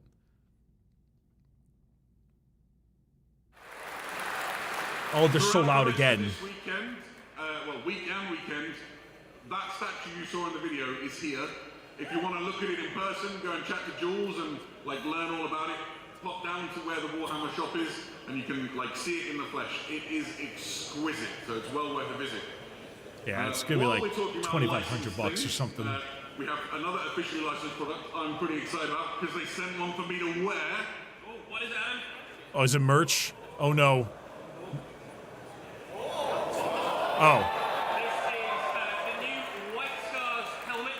We've seen a couple of these helmets. No, come on, man. No. Come on, man. I mean, it looks cool, I guess, dude, but come on. Lieutenant Titus helmet, I love it. It fits my head. If anybody wondered, my head is colossal. It's like ridiculously big. And there's room in there. It's not You like just it's gotta like put insane, the so, audio track in all of your like, oh, scenes. Definitely, unless you have like a even larger than a Starty-sized bonce, you'll be fine. It fits even Gene in hand heads. There we go. You can check these things out. There'll be links to it all on the Warhammer Community website. Make sure you go and have a look when we're done with the preview and scout it all out. And I believe that helmet is available to pre-order as of tonight as well. I think so, yeah. So essentially, if you really like one of these things, you can get your order in straight away, both the Mephiston and the helmet. Now, we have other exciting news, which is still in the Dark Millennium, and this relates to something coming very soon to Warhammer Plus. Sigma Command, this is Flight Commander Kai. Welcome to Sigma Nova. The Emperor protects. Where did they come from?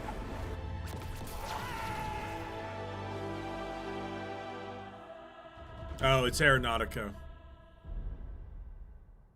The couple of you with flight sticks and simulation gear to play Ace Combat are This is an all-new. I'm sure you're very happy with it. Plus Aeronautica Imperialis. Eddie, what can you say?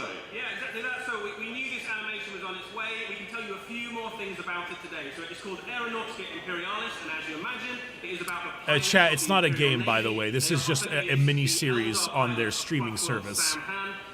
It is, yes, it is not moving. This is correct. It is a still. It is a still image. A three-part animation, much in the style of other Warhammer animations we've had in Warhammer Plus, one of which finished today. If you've not watched Penitence, go and check it out. It's on Warhammer Plus right now. This will be a 3-part series, and it will explore both the Imperial Navy, and it has a few scenes as well from the Eldar perspective as well. Yeah, absolutely. So right now you can see some of the Eldari fighters in it. Well, it's a fighter and 2 bombers, right? Yeah, that's right. So there's a fighter there, it's a Nightwing, and then you've got a couple of Wraith fighters on the side there as well, which will effectively do the bombing runs trying to take out Imperial forces. And then on the other side, you have Imperial Thunderbolt pilots for the most part. There's quite a high attrition rate, I would say, for the Imperial Thunderbolt pilots. Ricky, I love Ace Combat. It's not a flight stick game. I was lumping you all together into one group.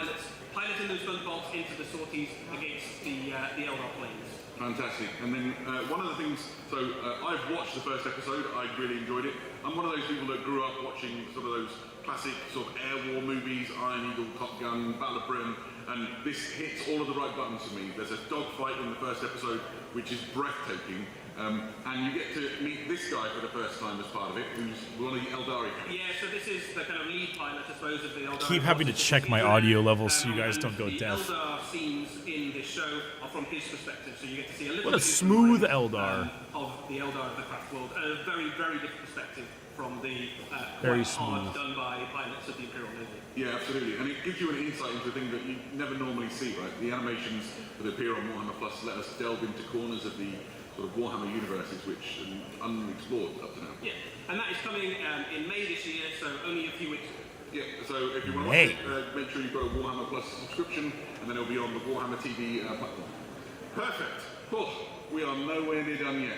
We're still staying in the Warhammer 40,000 universe, but we're going to go and take a look at Kill Team for a minute now. Oh, come on. Come on. Call sign Chester. Okay, it's guard. Thrown down grunts on the eastern fringe. We've fought Tyranids before. They're tough.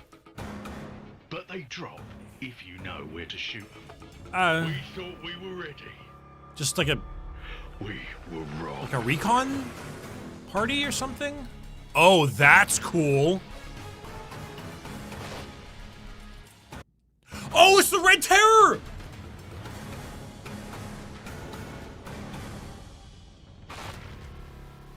Hey, the Red Terror's back! Let's go! Son Chester.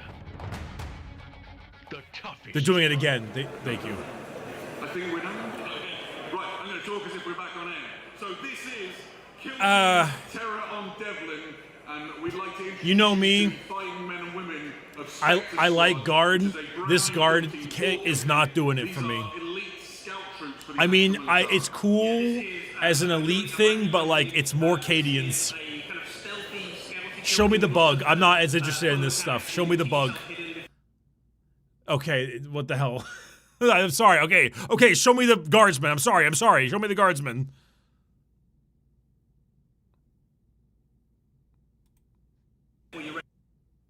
Please. Oh my god, no! Are you fucking kidding me? Okay, I'm sorry. Show me the fucking Return of the Jedi Ewok guardsman. Fine. Show me Princess Leia with the hat and the poncho. Fine.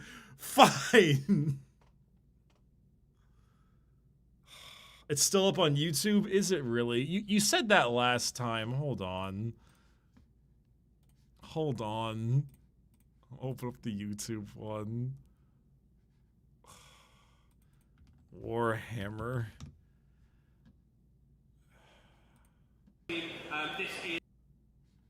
Okay, it is up. You're right. It is up actually though. Never mind, it's down again. Never mind. It's also breaking. Dude, this is insanity to me. This is worse than the last one. This is unironically worse than the last one.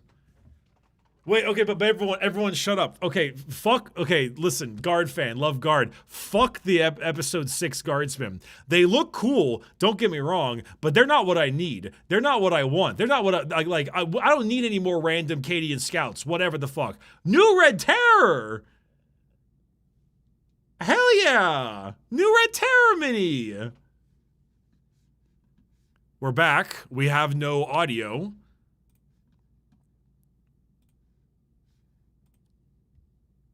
Okay, we still have no audio. It's at max. Like, I mean, don't get me wrong, this model looks good. Like, it's a good-looking model. It's just, you know, I've gotten enough guard stuff, you know? Like it's modeled well. It's just not what I wanted. It's not what I want, you know? It's Cadian saying, I like Cadian. Cadian is fine. Is there too many? Sure. But like, I don't really care much about that. It's just, if you're going to have an elite squad fighting Tyranids, why is this not Catachin? The Catachin minis are fucking 40 bajillion years old. Why do we not have Catachin remodels? Like, we're fighting the Red Terror, you know? If you're gonna do like that, okay, that's cool though. I like that. Never mind. I take it all back. Funny radar dish. Funny servo radar dish. Cute skull satellite makes Neron go ding. But yeah, like that should have just been Catachin, you know? Like the Catachin minis are 30 goddamn years old. And if we're gonna do some kind of gritty recon team, then we should have just done Catachins, yeah.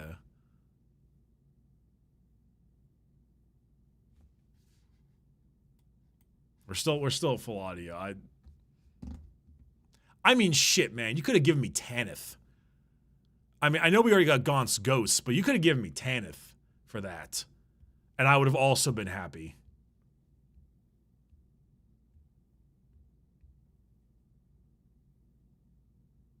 Or Talern? Yeah, okay.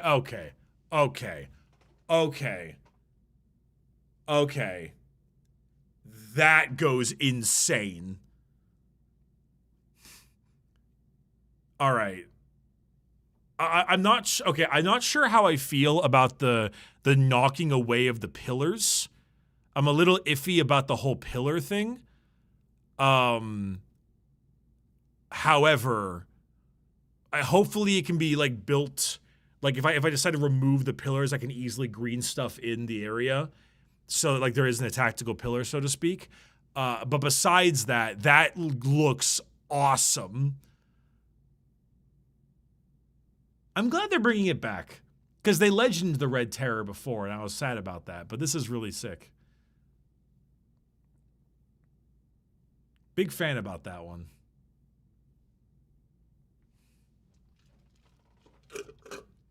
We have no audio. Yeah, I know, my friend.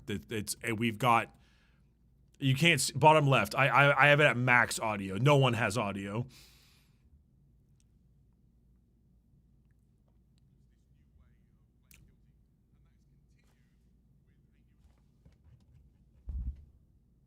I heard something.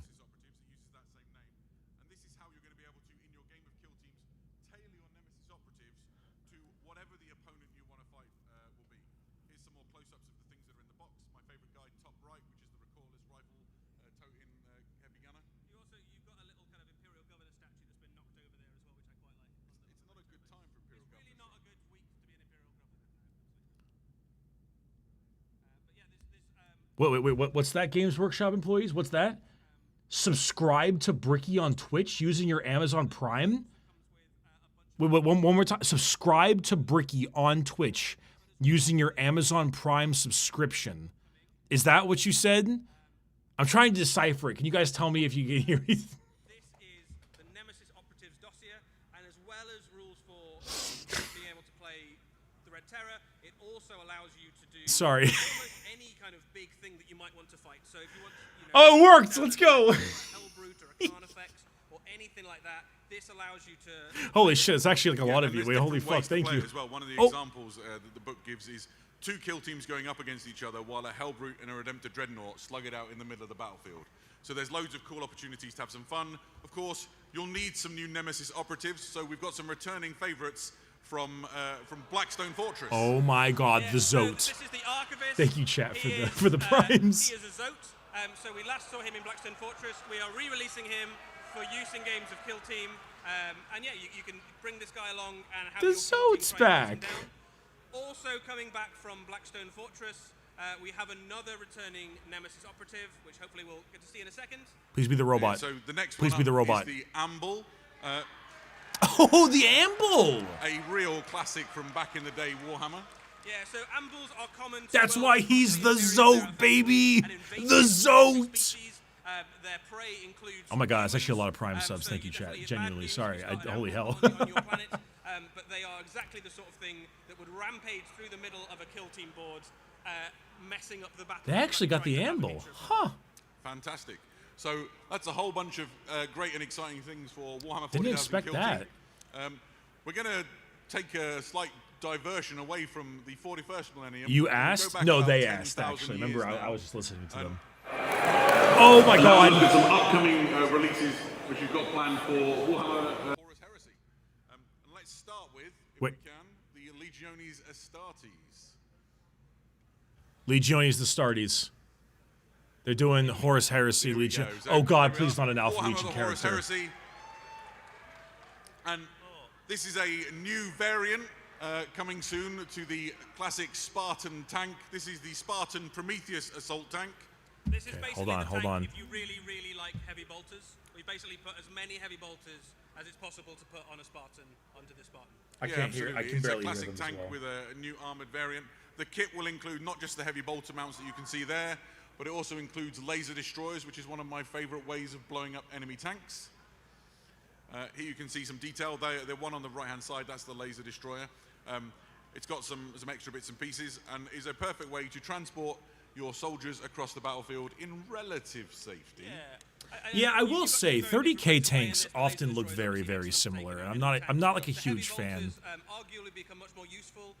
I'm a very big fan of the 30k renditions of like the Deimos pattern Rhino and Predator and stuff like that, but a lot of these tanks just look really similar. I'm not too big on them personally.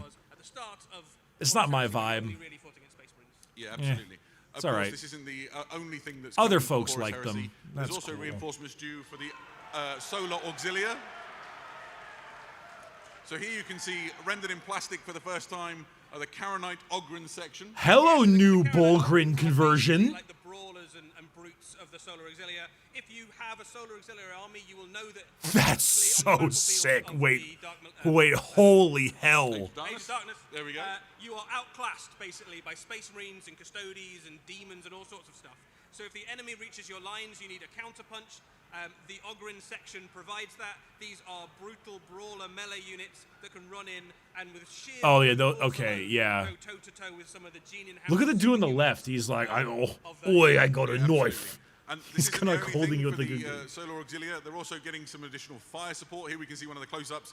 They've got a variety of weapons, but they've also got some heavier weapons. Oh, coming the to old bolster the rapier Solar Auxilia. support You've batteries. got this is the I remember fire these. support battery. Essentially, this is how you tackle enemies you can't see, right? So right now on the screen, oh, there we go. So this is the shooting down variant. It's the classic mole mortar.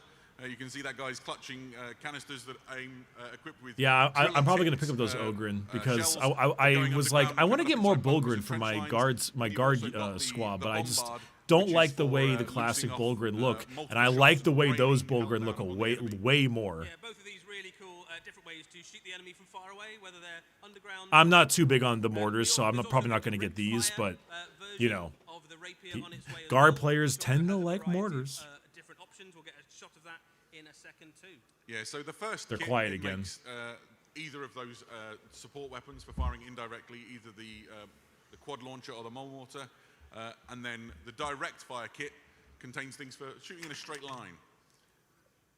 So here we go, the classic heavy bolter setup that you might expect to see on a rapier platform. It is a good day for fans of heavy bolters. Yeah, they are Horus living Heresy. large. Yeah. This thing became so useful to the Solar Auxilia one of because these, many of the early battles of the Great Crusade era were fought in space in boarding actions. And so there's a fun fact, if you look at the caterpillar tracks on these things, there's like rubberized nubs running between them. That's so that it doesn't skid around on the deck plating of Okay, I hulls like of, that dude with the enemy parchment. ships. That looks So pretty this kit, as we said, it makes a quad heavy bolter. It also has other options. There's a multi-laser. This is the laser destroyer. So you've got a variety of weapons with which you can equip your rapier platforms. and bring your battles it's in fine. However you see fit.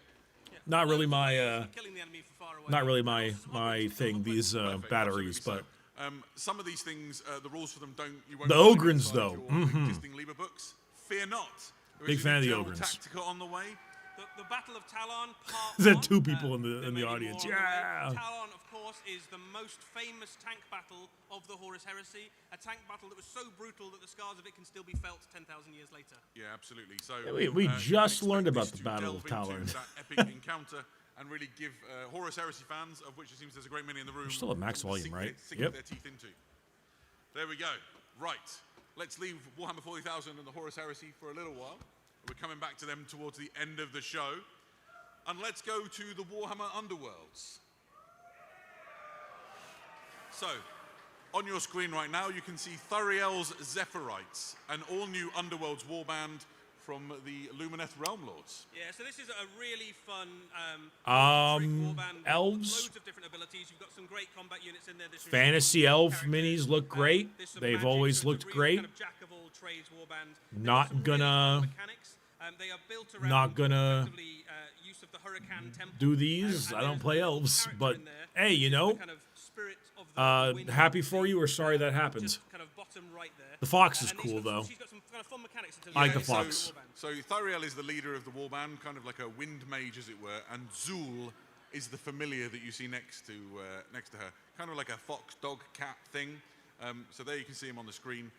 Once you've There's seen an one interesting elf, you've mechanic seen with them this all. warband, which is Out of essentially, context, that's these really warriors, funny. They fight based on sort of the feeling the skeins of wind and on the air, and that helps them locate the enemy. And Possum, outmaneuver you them. back off So with your Zool, when you allegations. place, it down, it's like a marker, and essentially its proximity gives buffs. to That's the models that are attacking very it. cool. Yeah, That's a it's very really cool like the mini. eye of I'll give him hurricane that. The wherever it fox goes. is neat. And then the units around it get All the buffed elves based on though their just look, I don't know, you can dictate where on the relatively battlefield kind the of Lord mediocre-ish. I'm not a units big are fan of the most elves, And it but continues this lovely trend that Warhammer Underworlds has had of showing like awesome familiars. came here because the Right, I YouTube think chat everybody likes it is when the cancerous. warbands have Yeah, Yeah, I'm absolutely. sure. This is my favorite model in it. This Wouldn't- is that would not it's just surprise me. Classic sort of ranger archetype, and really reminds me of maybe Shadow Warriors from the world that was. There's definitely a Shadow Warrior vibe about some of these. for Yeah, sure. absolutely. I mean, this So is these like models all will be coming fantasy to era Warhammer 40k or Underworlds, 40k models. they're exciting Fantasy era things to 40k make models. people This is like all fantasy era Warhammer models. They like are sculpted good. well, but they're not something I'm interested We're going to in. depart now from Warhammer Underworlds and go to a place very near and dear to my heart as a staunch fan of Middle-earth. Let's go and let's look at some things coming out for the Middle-earth strategy battle game. I have no interest in the Lord So of the this is Rings first of stuff, the releases so that we'll talk about. These you are the can Hill take this Tribesmen one, chat. Commanders, This is for you. inspired by the This Lord is of the all Rings for War you of the because Rohirrim I got movie, nothing to say for this. The animated film that we saw at the cinema a few years ago. I loved it, and it's great to see these guys making it onto the tabletop. We've already got the Hill Tribesmen as warriors, so this gives you some additional commanders for your force. You've got the Chieftain on the left. What is that you've got a rat Standard Bearer and a emote in the Hornblower. chat? There's an Hola. additional option contained within this kit, which will be very useful for your force. If you look at the right-hand side of the screen, this guy is a variant and essentially allows you to build the Chieftain instead. I'd say as an oath cultist maker proxies, from they that weren't scene in the ridiculously Two Towers in expensive. the Lord of the Rings trilogy, I can't imagine these are where cheap. Saruman Yeah, so and the Wild Men make their compact to attack Rohan together. You've also got some options on the Chieftain in that box as absolutely. well. Didn't Bricky The not like Chieftain Lord of can the have a Rings? two-handed weapon, or you So can have when a I was a weapon that kid, has I shield, watched Lord of the or you can Rings have a like the first and like half of the second one, and I really did not like it at all. you can see, like, But I was a the child, activity and I just continues never have to watched them elaborate again. the detail And and I'm attention told by to my detail family of these members who gave it It's a another shot, fantastic like, leadership man, we were wrong growing to up. help You us gotta along. watch it again. I Like, went you have a quite new a lot with the appreciation for it as an scene, adult. and it's And great I'm to like, see oh, how probably, built yeah. we've set into that But meta. like, I just haven't It's not gone bad around to by any doing it means, again, you although know? they take a I lot of believe them. casualties. I'm pretty Who are sure they it is fighting going to be against? good if I Well, the watch Hill it, Tribesmen's but like, traditional enemy is obviously the Rohirrim. it's just not on my First of all, we priority have list new at the Warriors moment, of you know? Rohan Commanders. This is a command set that features. Hey, listen, I'm allowed. Listen, I've never shied away from my L takes. Okay, I got plenty of those. All right, I'm only human. Yeah, so this is a really lovely multi-part kit. There's some cool options to call out on this. You're right, chat. You're right. I should start watching good movies like the Star Wars sequel trilogy. So the captain. So you have a choice of heads. So you God, can Rey either is such a have dynamic helmet, character. Head, as you can see there. There's also an unhelmeted head if you just want him to have. If you wanted to have two characters in your army, for example, you could have There both. you go. That's the unhelmeted one. You've also got a choice on the captain of different chest plates. So you can either have this kind of leather armored Minty. one that looks quite similar to the Warriors of Rohan. Bait used to be believable. It's not even attempting to be Which fits in really believable. nicely if you've gone for It's like a pure full bait, and I heavy accept it. I'm a White master Dragon baiter. Force, quite a popular unit. Or if you just want to have 2 in your army and them look different. Yeah, absolutely. And All right. a fantastic new plastic edition. Ricky, do you really hate Rohan fantasy? Force. Like the Perhaps settings? the No, most I just prefer anticipated sci-fi. kit for Rohan, been desired for You're gonna give me a long time. bowl of chocolate, a bowl of vanilla. Is a I'd take the redo chocolate, of but the if you handed me a now bowl of vanilla, I'd be like, sick quarter-century-old vanilla. Riders of Rohan. I don't These hate are it. one I of just the have a most preference. iconic units I really like in space. all I've always of loved Warhammer. sci-fi. It's always been my thing. Like Like old school dwarf. I mean, the thing is though, is that most sci-fi is just fantasy, but made for like the future. You know, like in general, most sci-fi properties are that. The difference for me is that I don't really particularly find old school wizards and elves and orcs and trolls to be particularly interesting. They're just not. I don't know. They just don't do much for me. You know. Throwing weapons as well. Just a really cool, dynamic looking unit. Yeah, if you're keeping track, I like guys who sci-fi, play says the and guard know player. about the game, Yeah, will want to know, because I like all watching of my the hand weapons guards, can be my exchanged. guardsmen You see them get holding like axes, deatomized by the swords, Gauss they can Flayer either across be the hand table. weapons or they can That's be the throwing power. spears. So it's a versatile unit. I recommend the throwing spears for the record. So a really long-awaited and much anticipated kit for Rohan, and it's just beautiful to see them rendered.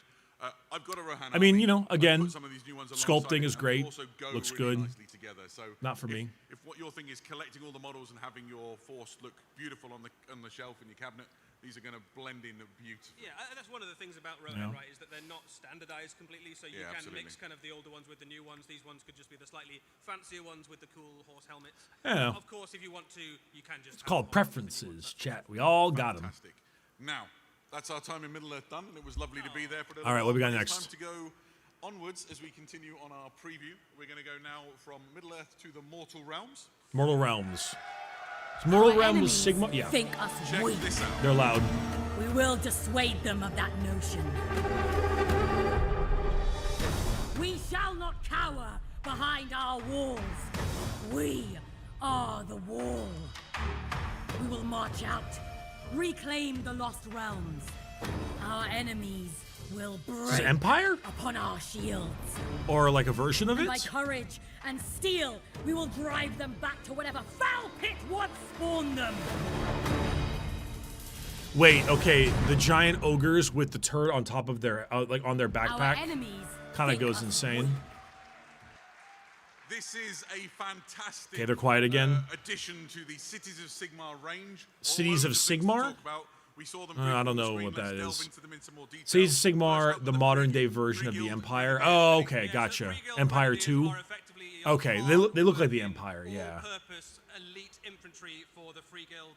They come with great combat stats. They come with I like the shooting abilities, flamethrower on the they've got top left. grenades, This guy right there's a above me. flamethrower in the unit, there's a That's really blunderbuss cool. in the unit. They are just a really useful unit in game. In lore terms, they've got some really interesting things about how they're chosen from amongst the Free Guild. Yeah, absolutely. Essentially, the Free Guilds recruit these the brawniest, Okay. the sturdiest, the biggest and toughest warriors from amongst their number, and then train them to be the grenadiers. These are the breachers. You know, when you create a breach in an I need to make enemy a fortress, Sigmar you army. need to It sweep was the foe a out of the dono city. goal These are the I ones you did send last in, year. and they've got, And like, the I was build originally going to and the do tools for the job. Skaven, Yeah, these are and then I like decided to do close Maggotkin of combat, Nurgle, down and dirty but fighting. now there's a You need part to of me kind that wants those new cleanse, Bone an Reapers. undead infestation from a more So I'm a stable little some of these torn that on you figuring send out in. what to buy. Every single one of these models is really fun and dynamic as well. You can see them being like the kind of logical extension of the steel helms, but even more sort of brutal, equipped for whatever the situation demands of them. Such is the Yeah, power. absolutely. They are, however, not the only new unit that we saw in that preview, and they're not the only elite unit for that matter. We also saw for the first time the Free Guild Gallants, which I think we can go to now. So these are Free Guild like Gallants. foot knights for the Cities of Sigmar, right? Yeah, so we've already seen a unit of knights on horses. Alright, I mean, these are the you know, they're the like infantry Empire equivalent. Knights. They are the best. Who's the little defensive schmeeb on the unit left with the effectively in key? Cities of Sigmar. They can take Yeah, it look at him. incredibly well. He's like a little one devil of the guy. He's like, iconic mine. hero for the Cities of Sigmar. They not only fight very well, but they inspire the troops around them to fight better. The miniatures are phenomenal. What a little thing. There are like loads of different cool helmet designs and shield designs and weird little creatures that go on the base. How cute. Weapons and all sorts of stuff. Yeah, if you get a kick out of like unusual armor types, they've got like my favorite helmet of all time is the completely anachronistic visored bar boot, which you've got here. We saw a hound skull on the See if last guy. Sigmar has a You lot can of little interchange the guys. heads, Do lots of they? the arms and things, so you can make this unit entirely your own and oozing in character and charm, right? You can also mix quite a lot of the parts in this kit with the existing knights. So With your Cavaliers as well? so with the Cavaliers. So if you've got some like spare helmets and stuff, or you just want loads and loads of knights. What a you cool can little mix and guy. swap and I don't know. change, and make some really unique things. So it's a lovely kit to play with. The miniatures look great. Definitely get the Great Bone unit. Reapers, no bias. Fantastic. 100 bits from spooky, nerdy skeleton. So many. So this guy is Jorvan Creel. He's the Jorvan Creel. survivor of Got a Embergard. cat. Anvilgard, there we go. And he's kind of like a ranger archetype, right? Yeah, so he is a survivor of a city that's been taken over by the forces of... Sorry, Roman chat. Cain. They're at So he max has, volume. I blood can't do vengeance, anything about basically, this right against the now. forces of Cain. But right now he is engaged in driving back the Scaven infestations of the mortal realms in the Realm of Fire. He is accompanied into battle by an Ash Panther, and he is effectively... I don't want to really I don't want to solid, throw dependable, rocks in a mid-range glass skirmish house, hero but for the cities of Sigmar. dude's got quite the hairline on He's that still left-hand not the side. only hero that we saw. Next up is the Malish Forge Priest, a classic. Okay, take on that this warrior dude is archetype funny of as the world fuck. that was. Sigmar T is minus a 5 to smith 10 god, minutes before the furious, face on the right is priest made with into an a meme. enormous hammer. Yeah, so I mean, the warrior priest That archetype is such a that face cool, is something piece else. of Warhammer I lore. love And this it's great to guy. see that kind of coming through in I Rage would of turn him Sigmar into now. a You've got missionary for options my in there sisters as if I well. could. You've got a choice of heads, so you can either go with the classic ball. Oh, he's getting his choice of head all right. Don't you worry. Slightly mad-looking monk look. Yep. And of course, he comes with an enormous Warhammer. This game's called Warhammer. Warhammer's got to be It pretty makes good, right? perfect sense, doesn't it? Yeah, absolutely. Ugh. There was also a trio of wizards that we saw like teased in that. First up is an Axion Pyrocaster. This That- is your classic fire that's wizard. sick. Has some really interesting rules in the game. That's a that's a Once she, fucking sick targets mini. a unit with a spell. That unit gains a characteristic, which essentially means that it's starting Incandescent, I think. incandescent. Yeah, it's starting to smolder, and subsequent targeting of the same unit is even more dramatic. I think it adds D3 mortal wounds each time. Yeah, the miniature is just really, really cool as well. Like you can see it looks like a treat to paint, right? I can imagine some of these appearing at future Golden Demons and things like that. And crazy though this one is, it is not even Grossly. really the Oh, how craziest grossly wizard in incandescent. this, It's not even update top for two. this Only I epidemic. could be so grossly Next up, we'd like to incandescent. introduce you to the Amethyst Nell Mage. Okay. This is a wizard who uses. All right, Power of Shine, that's Power of straight Death. out of Dark Souls You 3. can see them replete with various symbols of the realm of death. They have a scythe. There's loads of skulls. Kinda looks like they have a weird Mikolash, candle, actually, with the head. They have. Oh my, put it back on. bells Holy and shit. Weird mechanical skeletons that hit the bell at regular intervals, and there's even a version where you can lift up the visor, and that's what it looks like if you get hit in the head by two mechanical skeletons all day long. Yeah, absolutely. This is sort of grim darkness writ large, isn't it? With just the strangest, most odd helmet. I love everything about it. The hourglass really in the fun. side, just everything about this is amazing. Still not the It weirdest still not wizard. might be the weirdest wizard, absolutely. Next up, we have Erasmus Zon, the Enlightened One. So Erasmus I mean, Zon is like a an double-headed inhabitant griffin of Settler's Gain, which is a twin luminous is just city of cool. Sigmar City. He is one of the first in general. graduates of a program set up by the Lumineth to try and teach mortal followers the ways of Haish to That's a good enlighten them mini. into the ways of the Lumineth. He has Yeah, been one has so a like successful in that one's like a that he's actually ram-ish surpassed type the goat magical thing, and ability then of some of his trainers, so the Lumineth that's a maybe chimera. not super keen on how quite Not how long chimeras it's taken to, had like a lion magic, head. but he is a very powerful spellcaster.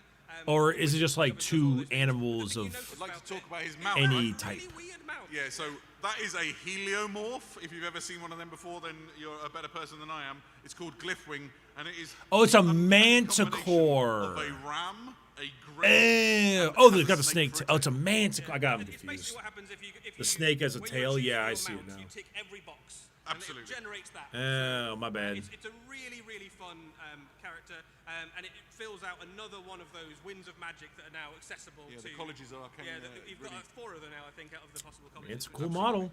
Now, As we also I've been saw saying, in all the this Sigmar gate stuff, even though I don't garments, play which it, they are really do eat with fantastic- the models. fantastic Okay. new, kit for The Six turrets Sigmar. on There's a top way of the that Gargants Six Sigmar fight, right? They holding are the like doors a for shields Crusades go is out and kind of a That's vibe. exactly right. So the walls of your castle are made up by your steel helms and your fusiliers.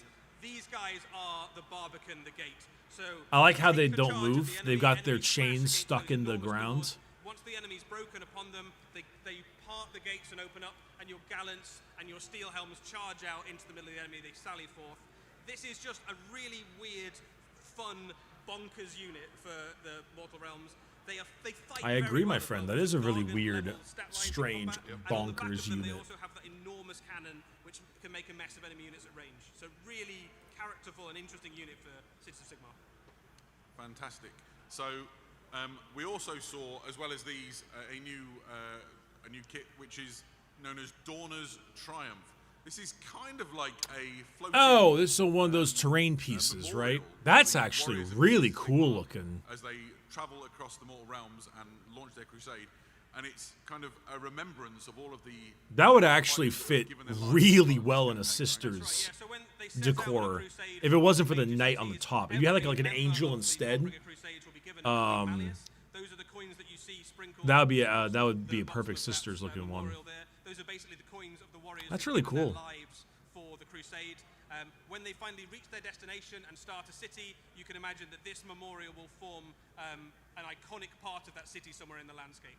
So this is a memorial they take with them. In What flavor is the terms, toothpick? often This is of the units winter around mint it, one. So they fight harder in its presence. Yeah, absolutely. There's also for the Cities of Sigmar. The a Chura new Pine, weapon 10% now off. on the way. This is Vendenst's Hound.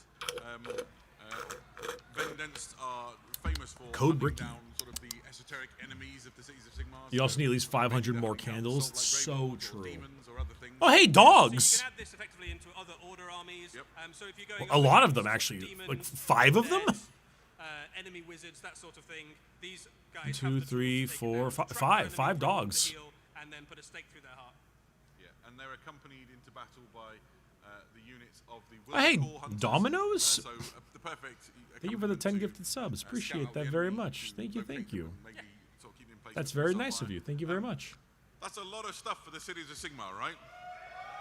I mean, it is. We are not done yet. Do you want to see some more? Oh, with Sigmar or fantasy? Let's show you the next video.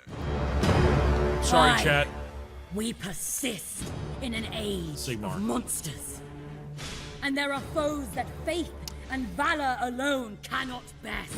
The roaming For throne. such enemies, Sigmar again provides.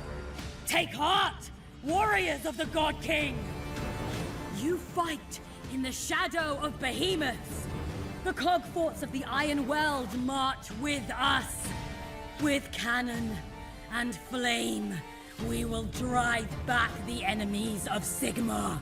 With such engines of war at our side, how can mere monsters stand against us? All right, how can mere monsters stand against us is actually a banger line.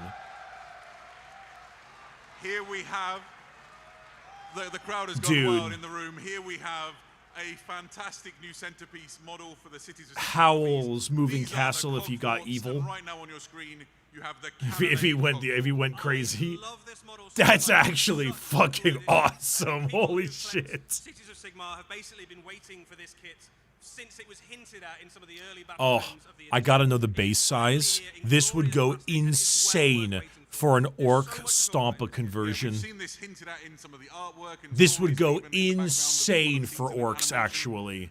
This is the Cannonade Cogfort. It's the first one we'll talk about. Essentially, it is a walking fortress equipped with 2 massive cannons. It's got point defense guns. If it's small It's enough, it powered could be a by Gorkonaut or Dwarven something, forged, but like... boiler. You Yeah, can see on the drunk left. driving This this is everything you motherfucker. want to carry the Crusade of Sigmar into the mortal realms. Yeah, this is the shooty version of the Cogfort, right? So the gun on the back is called a Godbreaker cannon. It is very, That's very super good at neat, killing yeah. almost Big fan, anything. big fan of One that. of the cool things about it is that when you shoot it, you get to choose a different type Thanks of for the ammunition Warhammer each time you content. fire. Growing So at if the you're shooting mustache. something Yeah, that's yeah, I'm trying to do very the little tough, mustache thing. I or think it's something nice. that is, lots of things in a unit. You've got different abilities. Make me based on eventually look what like you some use. random Monster guard is a colonel powerful with one of thing. those It is thick probably ass the most mustaches. dangerous ranged war machine in the game. Absolutely. And it's not the only It could be very Cogfort that orky. this kit makes. We also have the option for the Conqueror Cogfort. This is, Oh, there's a little gate there probably too. shit Imagine timing. if you had like Realm Scorcher cannon. like a beast snagga standing there, just like It does a ridiculous amount of damage. It kicks out 66 shots when it fires, which is phenomenally good for Age of Sigmar. The other thing that's got in its belly, instead of a cannon, you effectively have a drawbridge and sallyport. You can transport it inside the Cogfort and then charge out of the front of it. No, I believe it was 6D6 shots. I don't know if it's 66 shots. I think it's 6D6 shots. Grenadiers or something like that, and kill anything that's left. Yeah, absolutely. Which does sound like 66, yeah. So here you can see some of the things we've talked about. The first one would be in the top right-hand. Oh my corner of God, screen, you the can Sally see now bridge what the extends. interior looks like if you lift off that roof. Yeah, so And you loads can of- lift off the loads- roof. so Oh my much detail in God, this kit. what a oh my Before I was talking about goodness. the different types of ammunition you can fire, you can see the different types of ammunition stacked up behind the gunners. Gotta Almost like a orcify mini that. diorama inside You the kit. gotta You orcify can that. also see What the, an insane model. The sallyport and drawbridge down, if you want to. You can roll it out of the kit, so you can imagine the troops charging down the front there into the enemy line. Yeah, absolutely. My favorite detail you'll actually see on the very left of the screen, and this is the Dwarden forged furnace that powers the entire Cogfort. And there's an interesting clue to a piece of story about it. You can see sandbags hanging on the side. This is the most valuable and important part. These are forged by the Ironworld Arsenal. That's true. And if everything's going wrong, they'll launch a hot air balloon device out of the top, power it by the furnace, detach it from the Cogfort and fly it away, because that's the bit you have to save. Yeah, the engine basically of the Cogfort is the valuable part. That's what the enemy's trying to get to. There's some other cool stuff That's we can tell you about super Cogforts goofy. as well. If we can jump to the next slide. So this is, the first thing is, you might like to include a Cogfort in your Cities of Sigmar army, but what if you just really like the Cogforts? That's a great question, Adam. You can have an army of renown that is entirely made up of Cogforts. It is called the Iron March, and effectively it does a few things. So An first of all, entire it's got a bunch of extra Cogfort rules. army It's really just like of Cogforts, renown? you want to just have lots of them. The other thing Also, that it hey, does Jelly is Bones, thanks for the unlocks bits. 2 Thank you. core types I of appreciate Cogfort it. You can build in your force. What So the hell? The basic kit is either 2 cannons or a flamethrower and the sallyport. In the Iron March, you can have. This is such a goofy you can have 1 cannon, ass 1 flamer, thing. or you can have the cannon and the sallyport. The only other unit you can include in this army is the Free Guild Gallants, which basically give you a way to have something inside the Conqueror Cogfort to charge out the front. And a Malice Forge priest to make sure they're working all right. Yeah, just to hit them before the battle starts. Beautiful. What if you really like Cogforts and you don't have a Cities of Sigmar army, Eddie? That's also a great question, Adam. Well, there is a regiment of renown in the Cities of Sigmar battle tome, which allows you to take a Cogfort in any Age of Sigmar army. There are Cogforts in the realms who have decided basically to go privateer.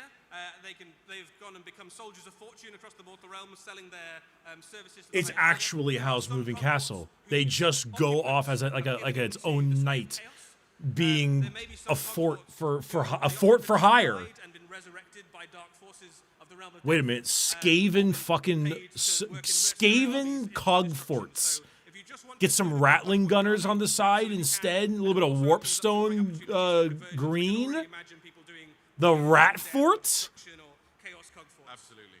So this really is an incredible centerpiece thing. The for your Fortnite? Cities of Sigmar army. The rules for it and everything you need to know, all the lore and everything behind it, will be included in the forthcoming Order Battle Tome, Cities of Sigmar, which is everything you need to be using these in your games of Warhammer 80. You know, they could All the do stuff you would normally expect in a battle tome is in there as well, but it's not the only you thing could have a way to scenario Sigmar. where you do like a There is Nurglified there is a one. new spearhead box. This is City of Ash, and it includes 2 forces. I feel like the room has picked up on one. I'll very briefly explain. The first place you'll be able to get your hands on the Grenadiers, the Gallants, the Malice Forge Priest, and Mr. Creel is inside this box. Let's talk about the other things we can see on the screen. Yeah, up against him is a long-anticipated expansion. Night Runners. For the Oh, look at the forces rat of on the far Van right, Eschen. bottom The right. last He's time just we like, had he's got like a cycle Tom and wars for Jerry Van Eschen fucking, I'm gonna was fucking get ya. wartime, basically. half my life ago. Yeah, a really long time ago. So they've been well overdue for some updates, and the updates are phenomenally cool. So let's go through what you've got. You get some Night Runners. They're like the lowest rung in the clan's Eshin. They are the bottom rung of your clan's Eshin, but still very useful little sneaky scouter unit to run around, throwing shuriken and stabbing enemies in the back. The next unit you have up are the Gutter Runners. They are also in this box. Gutter Runners are the kind of mid-tier. Is that a bomb rat? They are. Is that a tiny little rat covered in bombs in the middle? There's some really characterful, fun little models in this. You've got some with poison weapons. Some Fuck, with man. Maybe I gotta do a Skaven army instead. Maybe I was wrong. And all of the Gutter Runners have got that slightly longer, shadowy cloak on them as well. Yeah, absolutely. Really cool. Obviously, somebody needs to lead this spearhead. This is a model you'll be familiar with if you follow the Scaven in Warhammer. The Death Master, okay. He is lovely. We've seen him before. There's that fancy rat though earlier. Then may we introduce you to Death Master Crixit. So, oh, Crixit. Deathmaster Crixit is probably the most notorious of all the Deathmasters currently working in Scaven Blight. He is so confident in his abilities as an assassin that he's made his identity public, which is almost unheard of for a Deathmaster. He has slain many rivals and many enemy heroes. In game terms, he is an absolute blender of a character. Like more than, I think, 13 attacks, something like that, like a ludicrous number of attacks. 13 would be the right number, I think it's 13. I hope it's 13. He is very, very good, as you would imagine, at killing enemy heroes, but such a good character, he can basically blend through almost any small unit. And the way that they've rendered this character, they captured the sort of, almost it looks like his cloak is made of smoke as it sort of maybe it is. There's certainly a little bit of Olgian magic there, goes. Yeah, absolutely. And he stood on sort of giant rat assassin is always a cool look. That's a useful segue into one of the other things that this kit includes, which is some fantastic terrain for you to play your games around. Yeah, so this box set, City of Ash, is actually set in Embergard. Embergard was the location of the Warhammer Plus animation that we had last year. That animation is effectively the sequel to this box set. Embergard was a quite prosperous city of Sigmar. It is now basically in ruins. All right, just some neat, one of the things you get in the box is various neat bits and pieces of terrain. That's good, man. That's cool. That's cool. So it gives you a very cool new way to play Spearhead. I mean, the rats look awesome. I care the most about the rats. They look really, really cool. A built-up area in Age of Sigmar. This gives you a chance to do that. Yeah, absolutely. The simple guy, you know, the simple guy. Within Spearhead City of Ash, so you've got all of the models, the terrain, the cards, and things you need to start playing Spearhead. This is a great way in if you haven't played. There'll be more terrain than just two L-shaped ruins. Frankly, if you already have and you just want two great new spearheads, it's the perfect lunchtime game. It's a self-contained box as well, so even if you've never played Age of Sigmar before, this actually gives you everything you need to start playing. And two really, really cool anticipated armies as well. Like Eshin, players have been looking forward to this for a really long time. New Cities of Sigmar stuff, this is a great way to pick up a few of those new units as well. So whether you kind of keep it all for yourself or split it with a friend, this is a great box. Absolutely. So, that was a whistle-stop tour through the mortal realms as we got excited about Age of Sigmar. We are still not done. We are going to return back to the grim darkness of the 41st millennium. We have a really exciting video to show you now. Let's go back to 40K. Peter Turbo? Video. What do you mean video?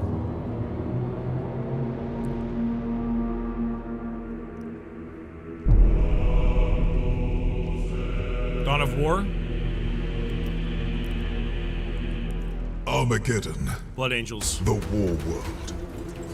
Its soil is worthless, salted by the blood and sweat of generations. Those look like orcs and Blood Angels, okay.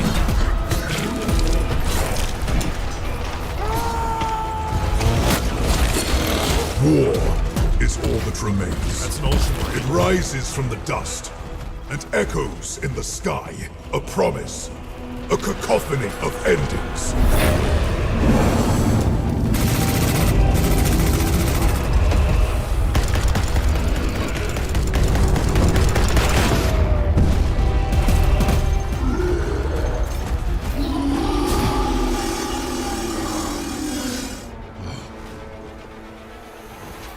Sanguinius' sons, angels of death.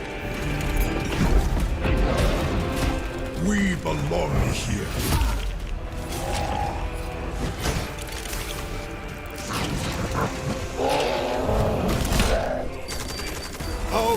must burn with his wrath. Now twin hearts hammer with his rage. War is all that we know.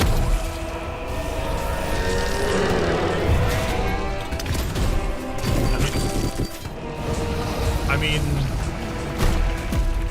jump chaplain, new orc vehicle thing, maybe a new weird boy? This world must hold. There can be no retreat. There can be no mercy. There can be no peace. There is only... I'm sorry, that scream was very silly looking.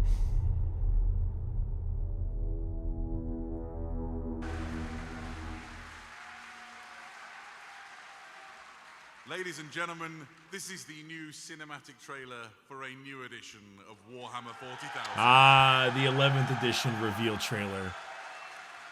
Did you like what you saw? It was okay. The 10th edition one was better, IMO. Because I thought that was amazing. Yeah, we saw some very, very cool stuff in there. Obviously, there's some Blood Angels The 10th edition Tyranid one was better, IMO. Very cool location. There was some units we've maybe not seen before. That new big Orc Walker, I don't think we'd ever seen one of those. Yeah, absolutely. And a classic Is that gay?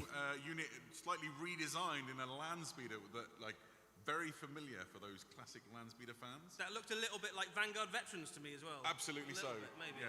So there's a lot to like in that trailer. My favorite moment was, I think for many people might agree, when the chaplain really gets in amongst it. I think my favorite moment is when the Orc Psyker just kind of vomited across New Van Vets, new land speeder. He had his fun. He had his fun. Love it.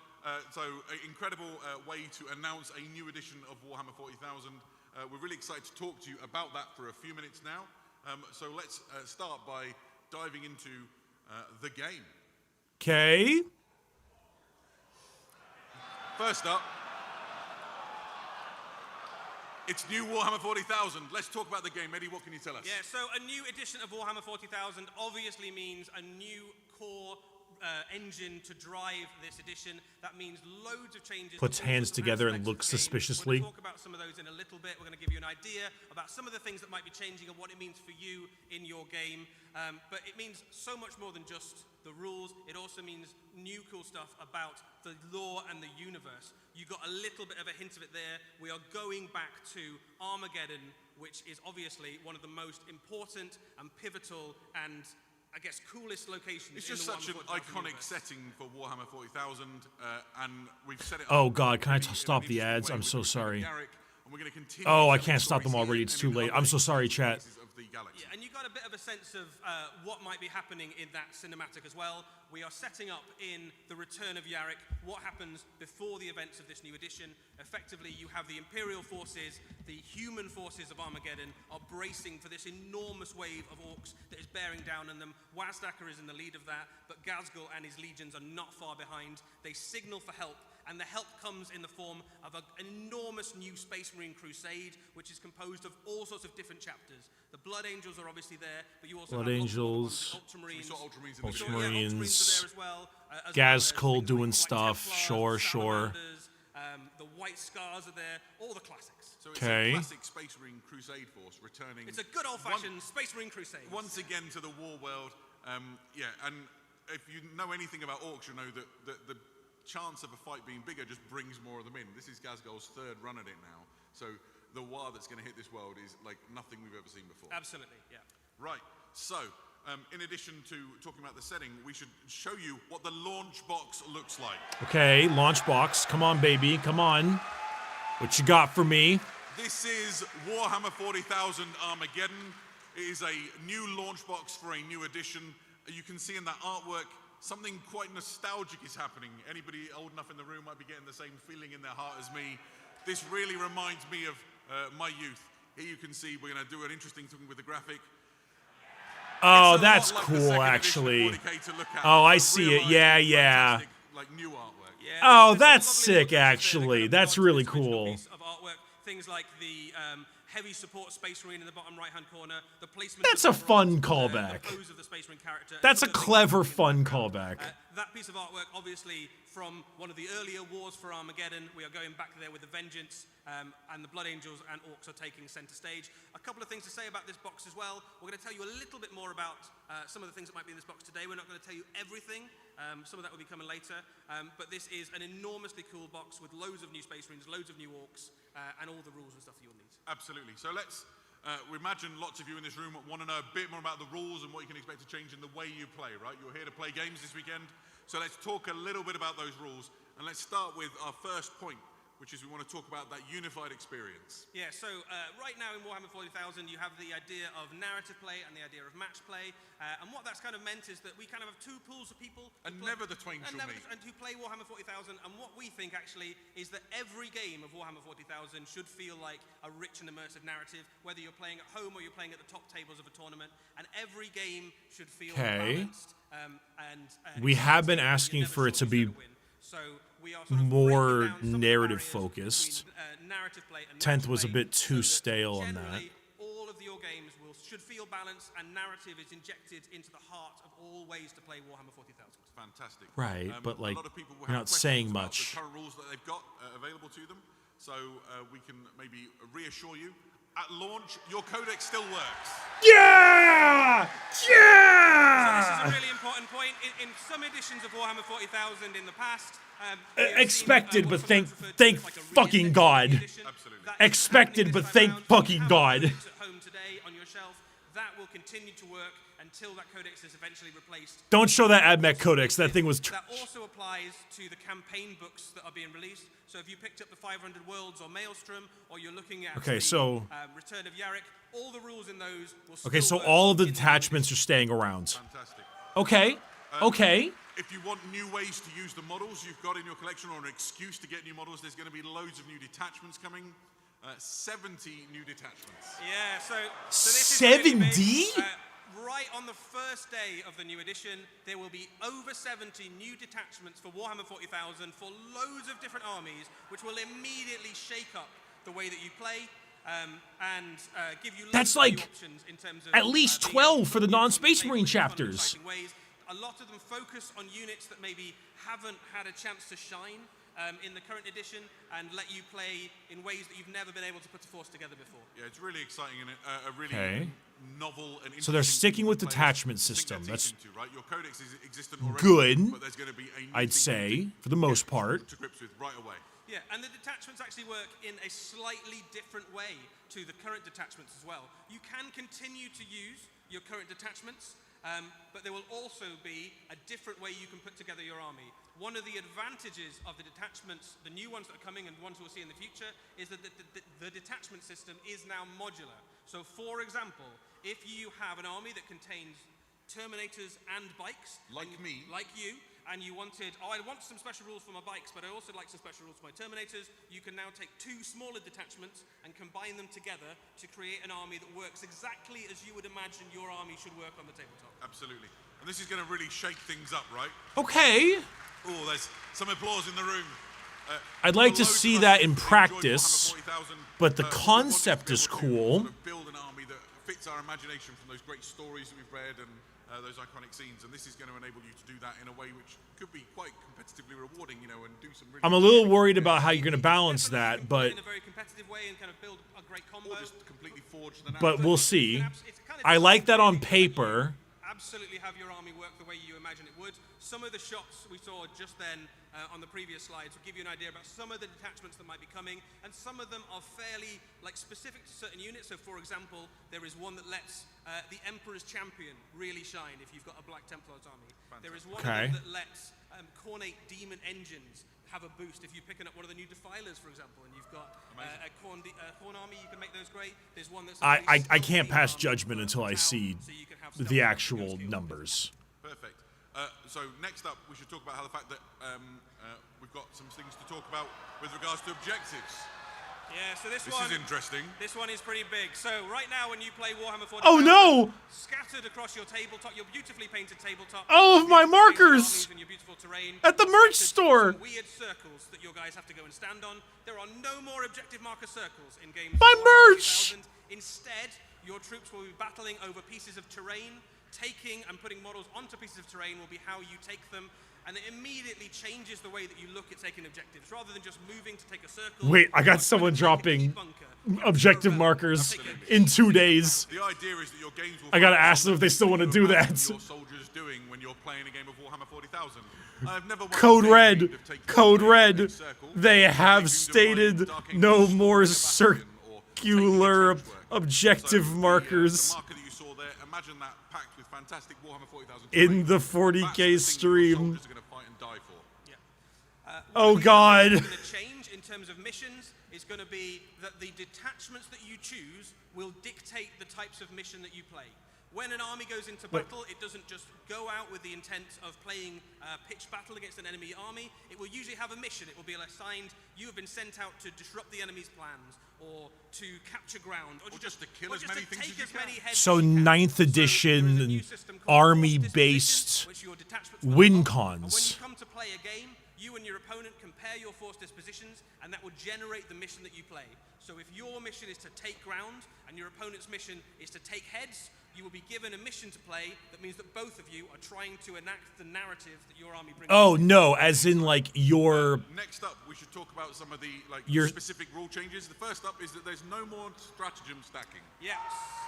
Yeah! Popular one in the room. So Yeah! right now, when you play a game of Warhammer 40,000, one of the go-to tactics is you save up all your command points and then you put them all into your best unit. Yep. And that unit becomes way better at fighting than it has any right to be. It also makes it very hard to balance. Things like stacking armor of contempt alongside minuses to wound and decreased damage and all those sorts of things. In the new edition, you will need to choose which stratagem you would like to use on each unit per phase, and you can't have more than one. And it does all sorts of interesting stuff to the game. For example, if you have re-rolled your charge with a stratagem, you now can't use any other stratagems that turn, so you can't tank shock. If you have decided to use a stratagem to give you re-rolls to hit in combat, you don't get the chance to have another re-roll to wound on a tactical re-roll, for example. It's going to really shake things up in an exciting way. I like We should that. also talk about a change which is going to affect, in particular, the early phase of the game, which is the ability for units to stay hidden. Yeah, so this is a really big one, especially in terms of how you're going to deploy your armies. You cannot target an enemy unit that has not shot unless you are within 15 inches of it. If it is in a piece of terrain. So imagine when you deploy your army, you put your Devastator squad or your Astra Militarum heavy weapon teams in a trench work or like a fortification or in some ruined building. So Fog of War. That scene in the movie where you look at the guys lying in ambush and staying out of sight, that's what you get on the tabletop. So you don't have to park weirdly behind terrain now. You can be in it and still get I need to see that in practice. You get that benefit up until the point that you I don't want to pass judgment on that because that scares me, but I need to see that in practice first. Where previously they'd have to hide, and they are safe unless the enemy gets very close or until you've taken your shot. Absolutely. Next up, there's some changes. They said to only in combat terrain modes. though. So Yeah. it's been cleaned up. Eddie, can you tell us more? So there's some big changes across the combat phase. Some subtle ones, some big ones. We'll go through some of them, but there's lots more, and you get a chance to kind of look at those when you finally get the rules in your hand. Fast dice rolling is now the standard. Most players kind of Already do it, kind right? of do it already, but the rules are now written to assume that you're rolling all your dice for a single. That's kind of good. That set of stops attacks that together, guy rather from than being a kind of douchebag to doing you. them one at a time, so that makes combat much Thank God faster. for that. We can just get rid of him. Activation has changed. The biggest change there is that in your turn, your strikes first units now go before your opponent. And in game terms, that means. Ooh, there's some cheers for that in one. game terms, that means if you've charged into Okay. an enemy army and they've got strikes first, at least one of your units will get to go before they go. That That's quite a big is change in good. the army. Should have been that Pile way. in and consolidate now happen together. So you do all of your pile-ins for everything in your army, and then you do all of the combats, and then you do all of the consolidates. And what that means Right. is that the pile-in move becomes much more about getting lots of your units into close combat and less about trying to kind of grab extra inches towards getting objectives. Yeah, absolutely. And the final one is, Volume's at max, near to my chat, heart, sorry. because I like those risky charge rolls, right? But when they don't pay off, you guys standing around doing nothing. So it's So different now. it is different. So the way that charges work now is that you pick your targets after you have rolled your dice. Oh! So that does some pretty major things. So the first and most obvious thing is that if you move forward and you don't manage to get that charge against the unit you were aiming for, and there's a closer unit, you can now charge them instead. Like AoS. So you generally end up with less units standing around and kind of having failed a charge and not doing anything. It also means that occasionally you might get a unit into that big, long 12-inch charge that you wouldn't previously have tried, but you can now get in. So basically, this is a rule that just encourages you to get stuck into close combat. We don't like it when units move forward and then end up standing around not being able to kill stuff. More charges, more often. More charges, more often. Perfect. Absolutely. So next one, and I mentioned previously that I have a Astra Militarum Steel Legion army. They drive around in chimeras. This one's quite exciting for me.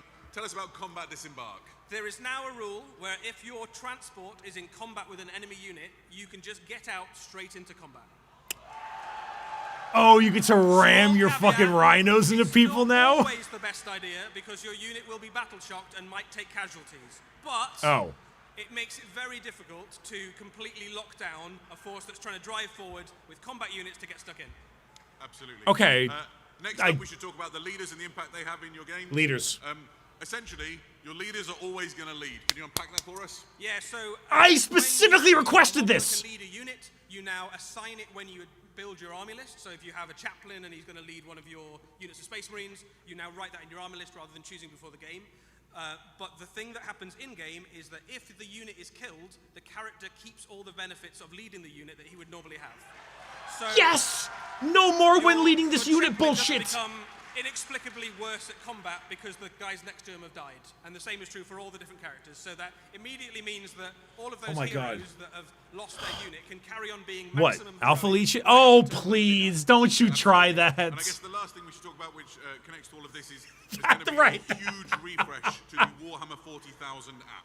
Yeah, so the Warhammer 40,000 app has already proven to be really useful. We know loads of you use it all the time.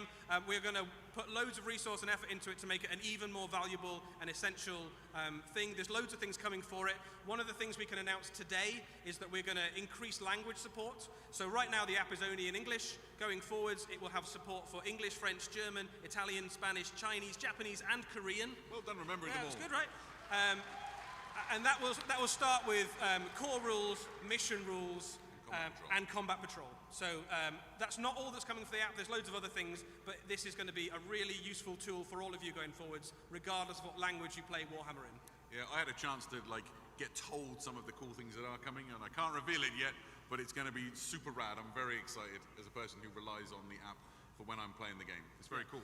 We'll have loads more about all the details of what those rules mean exactly on the Warhammer community website over the coming days and weeks. So, we told you we'd show you maybe something from the new launch box. Would you like to see some new models? So, let's start with this. Oh my god, I'm so sorry.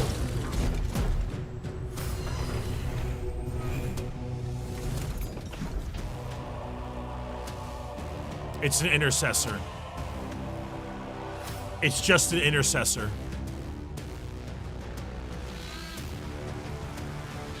But it's got the old school helmet.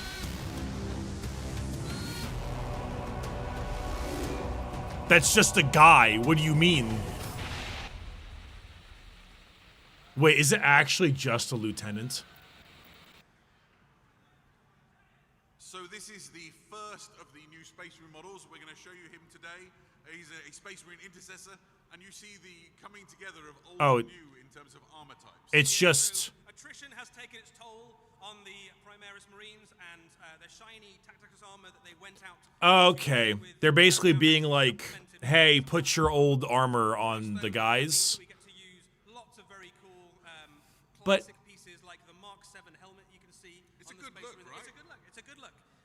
And that is the sort of thing you can look forward to going forwards. Lots of the Space Marines... Dude, it's just a kit bash. It's the helmet. It's the thing I 3D print the most out of anything in the whole game is helmets. The Mark X Tacticus suits. Yeah, absolutely. I like there's some lovely little details here. He's got the sort of the Purity Scroll style ribbon wrapped around his bolt rifle. It's just like, really? I mean, I'm sure there are other bits and pieces on the guy that's like new, but Things to note as well about this model and all of the models in the box set is that while he looks very cool, painted as a Blood Angel, there is nothing sculpted onto that model to say it needs to be a Blood Angel. So if you have an Ultramarine, a Space Wolf, a Dark Angel, an Imperial Fist, or if flavored to taste, I guess, you can paint him as any Space Marine chapter you like. yeah, it's called buying new paint colors. What do you mean? What? See an orc then. Thank you.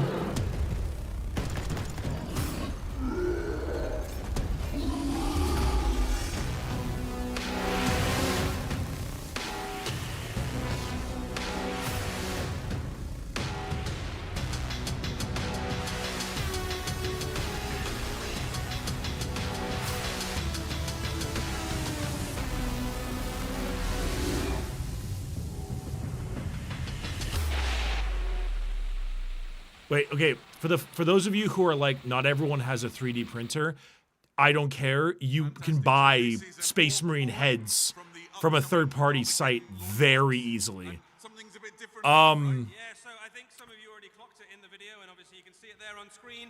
In previous editions, in previous versions of the Orc box set, you had to choose whether you wanted to give your Orcs a shooter or a chopper. You can now have both. No Orc should leave home without a chopper. I mean, and no Orc would that's cool that the Orc boys can do shooter and chopper, I guess, but Orc boys are assumed to have whatever weapon the situation demands. Get yourself a boy that can do both. but like Absolutely. I love it. that is just an orc. We got one more sneaky like tease of things that are coming in this box right now, and that is that we can confirm for certainty there is at least one squig in the box. Finally, some good news. Finally, some good news. That went down quite well. They really will done need just to showed wait us a little bit a longer to see the Primaris rest. intercessor with an Stay old your school helmet disappointment. and It'll be worth the wait, I a promise. generic orc. That brings us to the end of all of our reveals.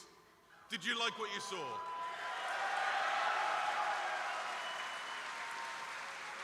I guess what we need to do now is like bring this thing home and wrap up this preview. First of all, thank you so much for bearing with us through the technical I know there's difficulties. more, but like, You have been amazing as an audience. We've Yikes. loved being here in front of you, and your attitude and your energy has carried this through for us. So thank you all for being here. you're welcome. We've had so much to show you. It's been really exciting. We've delved into Warhammer 40,000 and Kill Team, Horus Heresy, the Warhammer Plus TV show, all of that great stuff from the licensees. Oof, you've that was- missed that on. was Make a sure you check rough- them out downstairs if you're here at That was a Adepticon. rough end. Our friends Because enjoyed 10th the edition helmet, showed us off Underworlds, Warhammer Age of Sigmar with the new incredible Terminators, and the Terminator biggest Librarian, news Terminator in years and Captain, years, Neuro the Tyrant, new Screamer edition Killer. of Warhammer 40,000. At least in the cutscenes that were. Eddie, what was your favorite? At least I thing don't of the remember. show? Okay, all right. They're Obviously, I'm they're very doing excited their about they're the doing new their edition favorite of thing Warhammer type deal 40,000. right there. Wait, so hold on a second. Let me go to the Warcom articles because that's when they start showing off more information normally. Okay, let me get these up and open right here. The Wazdaka. Let me get this rolling. Red Terror, Ogrins, a bunch of AoS stuff, which is really cool, but not the rest. And 11th edition is not, the Warcom article is not quite up yet, so I will wait on that one. Okay. So okay, I gotta read these because we couldn't hear a word they said. All right, so World's by blah blah blah blah has never once left the saddle of his enormous war bike, Big Reva, great.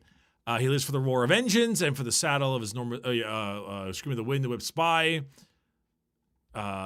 Is the background of 40K? So I mean, it's Matt, Glorious Plastics, fellow speed freaks.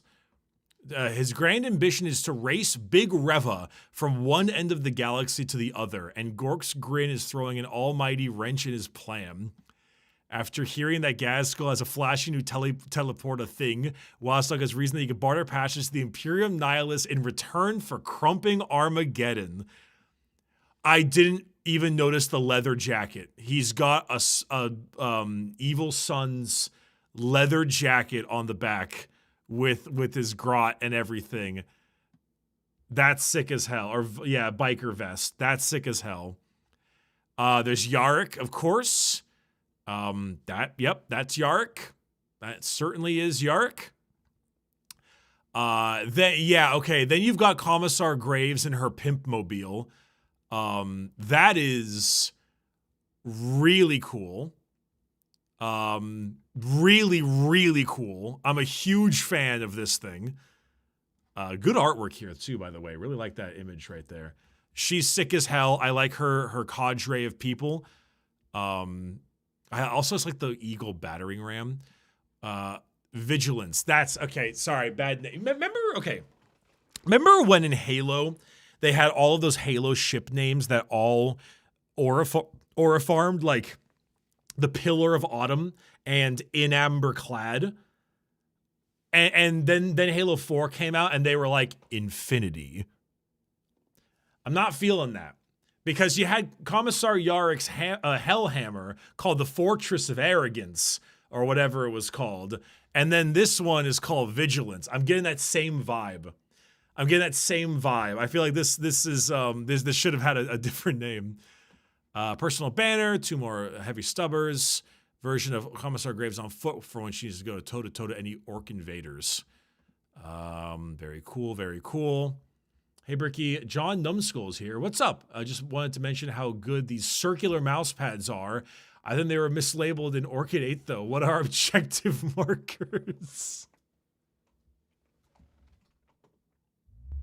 So true.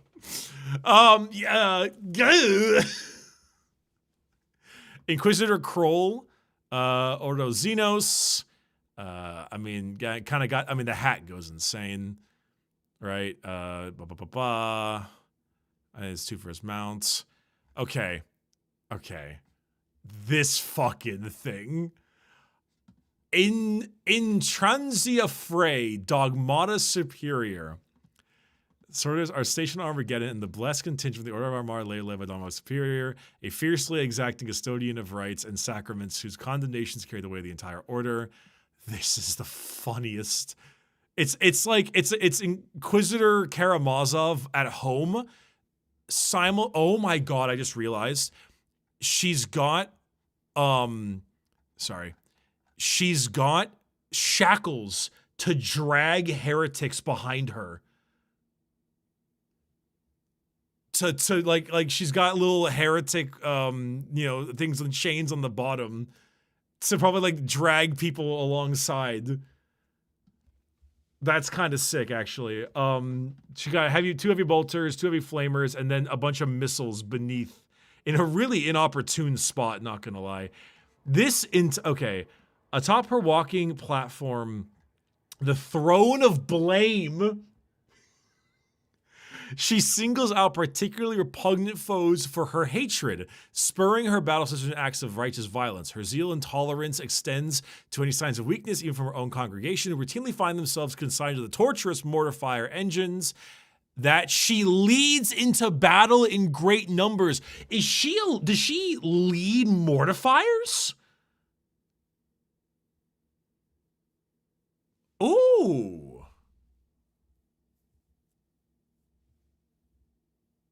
That's kind of a neat concept. Hopefully they aren't going to be in only 2 model units, but that's actually rather interesting. Centaur RSV, love a half track. Mobility, violent dust of Armageddon, strike vehicle, like to turn to the common chimera for one battle to the next. Blunt object that can handle all kinds of rough terrain thanks to its thick tracks. Open top means board troops can bail out in a hurry and have ample space to shoot while on the move.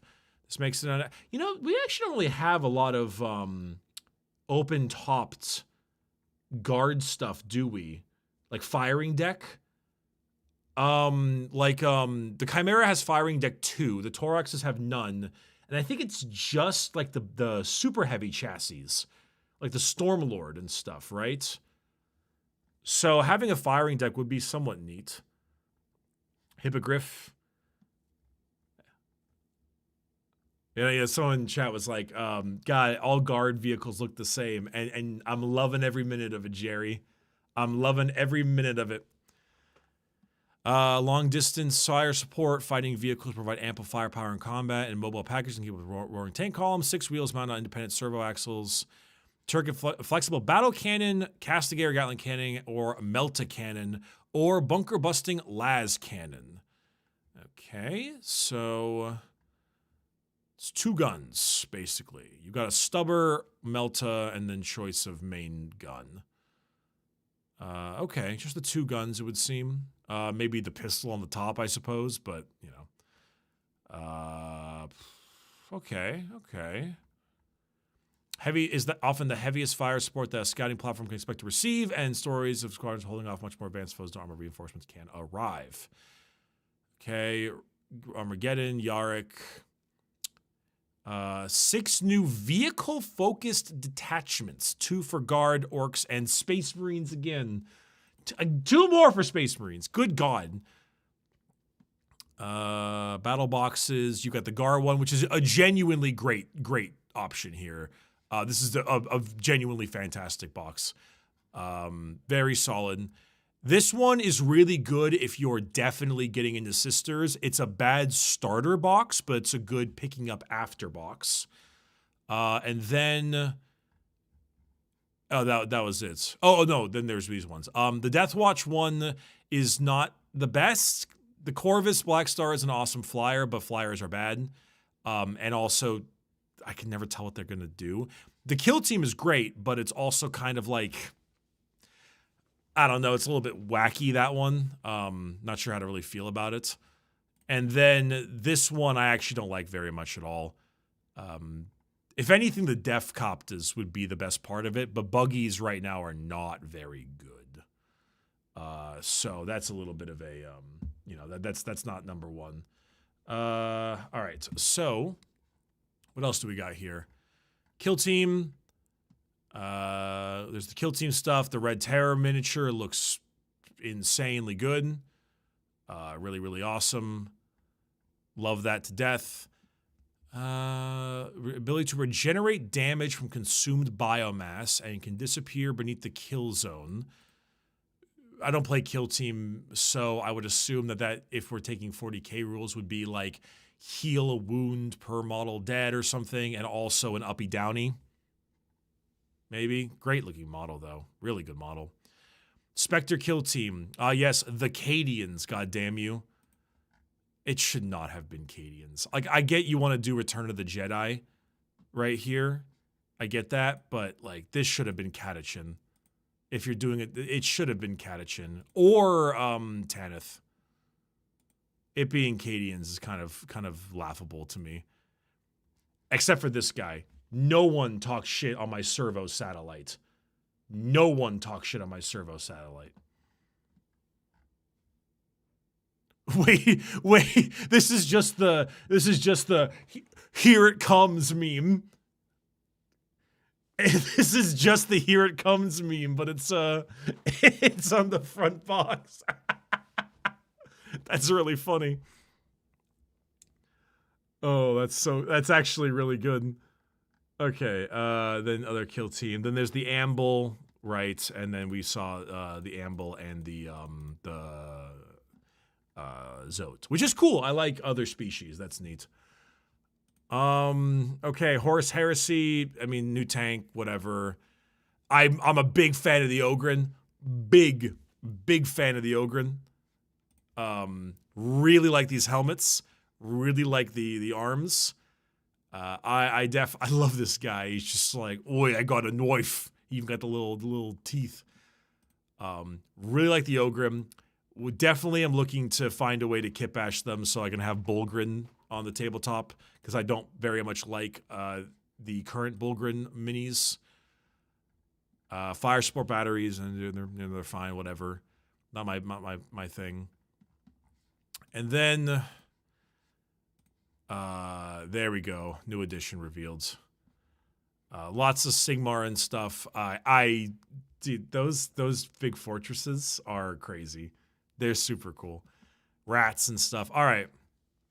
New edition. Armageddon, Yarick, yep. Blood Angels. So on the box. There's Armageddon, yep. The models. Final cookie. Oh my god. Okay. First up is a member of a new Intercessor squad, combining the contemporary look of a Space Marine with some classic details. The mix of older armor marks with new ones is indicative of what you can expect from the rest of the unit. When they first rolled off Belisarius' cost production lines, the Primaris Space Marines were all equipped with uniform suits of Mark 10 power armor. Over time, the attrition of unrelenting war has led to Tacticus armor needing to be supplemented with older parts. Different helmets, shoulder pads, and greaves are commonplace, and this new kit has all sorts of nostalgic callbacks to previous Space Marine designs. I am sorry, I think this is cheap. I think this is cheap. If I was going to make my guys look this way, I would kit bash them like I normally do and have done. I can barely tell the difference besides the helmet. I am sorry. I feel like this is specifically garnered to people who really hated the Primaris line rollout like almost a decade ago, and is specifically going to them to provide them old bits that is just remaking old bits for a modern kit. I really think this is an absolute waste, and I do not like it. The orc is an orc, and it looks like an orc. I am happy that orcs can carry shootas and choppas. I am happy with that. Yay. Good for the orcs. However, I'm not going to lie, launching the 11th edition reveal and showing off an orc boy and an intercessor with like a new helmet and a greave, it feels like such a wildly mediocre drop. I know that we're gonna have other stuff in the box, but like for the edition reveal, I cannot believe they showed off an intercessor and a boy. That's wild to me. All right. Oh, sorry, and a squig. And a squig. My apologies. And a squig. Excuse me. Okay, so current deck, yep, codexes and faction rules are still valid. We talked about that. You can now sometimes select multiple detachments for a bespoke set of army rules. You'll be able to bring to life your vision of how your army should fight. 70 new and updated attachments. That's pretty insane, not gonna lie. If you are attached to your current army, don't panic. The attachments in your current codex still work too. Good. Glad. The Drukhari players wiping the sweat off their brow with their 4 months of using their codex. Your objective in game will now be a part dictated by the type of army you bring to the field and the force your opponent has brought. Armies that specialize in holding ground will be rewarded for doing so, while other armies that may be optimized for disrupting enemy plans or just killing lots of enemies will be rewarded to do so too.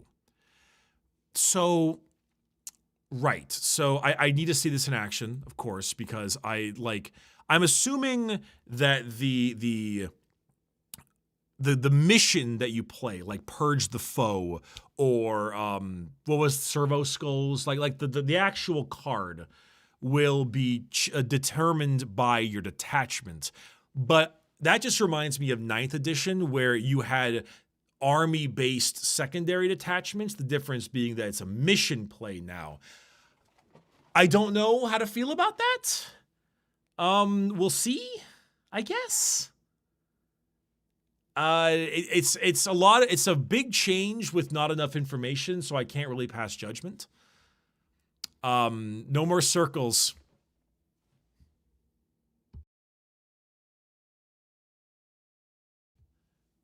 Sorry, I had to sneeze. Round objective markers are gone and replaced by terrain footprints to determine control of key locations, relics, or fortifications. The terrain rules have seen a big shakeup. The default bonus for cover now impacts hit rolls, not saves. And units are generally far easier to hide than they previously were. Interesting. Okay. Because on average, I think -1 to hit is better than +1 to save. I think. But that is like for the most part, yeah. I mean, I think if you have like a 2-up armor save, it might be different because 2-ups with AOC and like cover it's a whole thing. I'm pretty sure they are better though, which does that does make flamers even better. Though it would mean that ignores cover is bad for flamers because then it's ignoring minuses with the hit, which doesn't do anything. Which I'm sure they will change or something. That I do like that though. Also, I'm a big fan of terrain being where you get your objective markers because that gives you a reason to have more dynamic, interesting terrain, which is cool. And I prefer that over placing something, which is neat. I'm happy for that. Combat. Yep. Changes include more flexibility for picking targets when charging, changes activation order, activation fast dice rolling for dealing damage, and changes, and that's the end. And dealing order and change the order of consolidation pile and moves. So a couple of things. They said that you can only use a stratagem on a unit once per phase. So if you have to reroll it, like CP reroll a charge, you can't tank shock, which I would call that good. Because then if you don't have to reroll your charge, then you can tank shock, and there's a whole thing with that. I also like the fact that, yeah, you can't stack -1 to hit Armor of Contempt or something on a unit. Also, that's a very good balancing knob to tweak, because if you are nerfing a unit because people are stacking 2 strats on them, that's extremely aggravating because then the unit is worthless without the strats. Simultaneously, it also means that the common way of nerfing strats, aka making them 2 CP, aka killing the strat, is also a hell of a lot better. No, 1 strat per unit per turn. It's not phase-based. 1 strat per unit per turn. Did they say per turn? Because they said reroll charge and tank shock, and those both exist in the same phase. So I'm pretty sure they meant phase. I'm pretty sure I heard them say phase. So I think you may be wrong on that one. But regardless, yeah, so like that does make sense because then it also nerfs high damage combinations like Lance and then, I don't know, +1 attack or something. But that kind of thing. But regardless, whatever the reason is, whether it's phase or turn, the point is that it does actually help a little bit with how you spend your stratagems. And definitely makes it a little bit less crazy in that way. I do like that if you have a fights first unit and you charge something else with a fights first unit, you still get to hit first. That's nice. It was always kind of stupid how you were playing the ooh kind of game, because in that metric, you had to be like, oh, I can't charge my lion into this squad with a Judiciary because the lion would fight second. That's kind of stupid. So I'm glad they changed that. I'm curious about the whole charge, the pile and consolidate. They said they did it at the same time, but that's a little bit weird because wouldn't you just say pile in 6 inches then? If you go 3 and then you go 3 again, I don't know how that works. It's a little odd. I don't know. All units pile in, not per fight. Oh, was that what they said? Every single thing piles in at one time?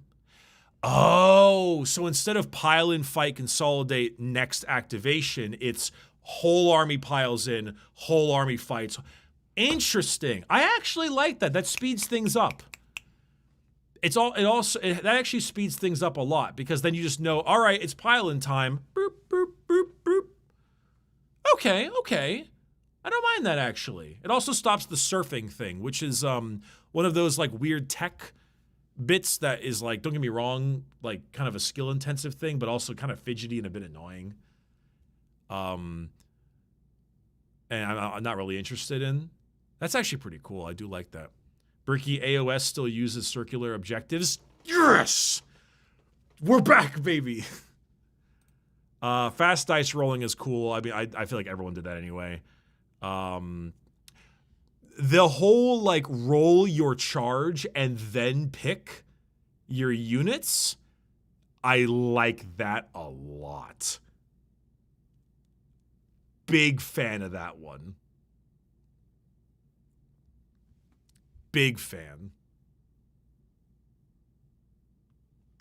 I know that's how AoS does, but I like that. For the most part, looking at all of this, I mean, for the most part, this looks like what I expected it to be, aka 10.5 edition, because 9th to 10th was a giant shakeup in rules. And much like 8th to 9th, it's more of a refinement of the edition. So this is what I expected. This is what you should have expected for 11th edition. Without, like, I mean, obviously there's going to be other changes, but we just don't know them yet. My only question is that this looks like a lot of buffs for melee. Oh yeah, the leader rule change. You're so right. Adding the leaders to units is a big thing. There's like a lot of melee part. Yeah, thank you. I'm glad some of you in chat noticed this as well. This seems to be tipping the scales to melee armies pretty substantially. Which, I mean, 10th has been mostly even between melee and shooting, I'll be perfectly honest. Mostly. There have definitely been some outliers, but it's been mostly in between. This definitely does seem to be a lot more melee-oriented. Hysterical that we have a bunch of Tau in this image right here. But yeah. Fights first is awful now. Rip Lion. All right, I'm going to need you to calm yourself. I'm going to need you to really calm yourself on that one. All right? Like, listen, I'm all cool for jumping for conclusions. We do that all the time. I'm a YouTuber. But my brother in Christ, I'm pretty darn positive what they were saying is that if you have a fights first unit and you charge, you fight first. There's a very high possibility that if you don't have a fights first unit and you charge the enemy lion, the lion still fights first and still hits you first. Also, you have no idea how good the lion will be when he gets a point and detachment adjustments, possibly data sheets in the new edition. You gotta calm down. You gotta take a fucking breath, my guy. You gotta rest. We got 2 lines of text.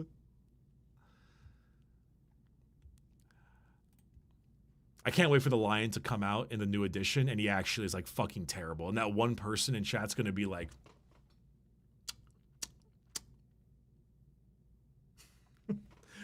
Fog of War thing. Yeah, there's the Fog of War thing too. Choose a side, obviously orcs. What do you mean?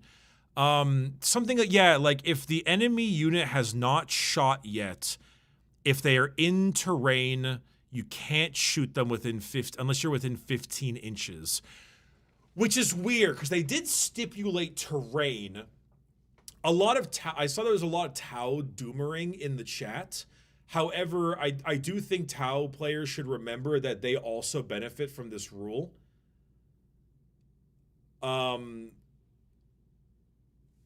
So, like, there is also that. So yeah, it's like if you haven't shot and you go into cover, you get lone op, 15-inch lone op, which is like bizarre. Hey, what's up, Aurelia? How you doing? How you doing? Thank you very much for the raid. It's a little bit weird because then you have the question of like, what about indirect? You know, what about long range indirect fire? Then you have the question about like, what about things that like kind of made you rely on that. Then you think about like, okay, well, if they're in terrain, aren't they like not visible to be shot anyway? Do you just have to toe in? Do you do the whole footprint? There's too many questions. There's too many questions at the current moment. I don't know. Yeah, and also terrains are, oh my God, that was a, wait, I just noticed the bits. Holy crap, Red-tailed Wolf, thank you so much. Shit, I thought that, I missed the 0, good Lord. Yeah, like that's the thing is you might ask like, okay, you got the new rules about terrain firing, but then what about indirect? But then you probably think to yourself, well, they're probably going to change indirect somehow to fix that up, and then you wonder like, well, what's indirect going to be now? Is it going to be like it ignores this rule or yeah?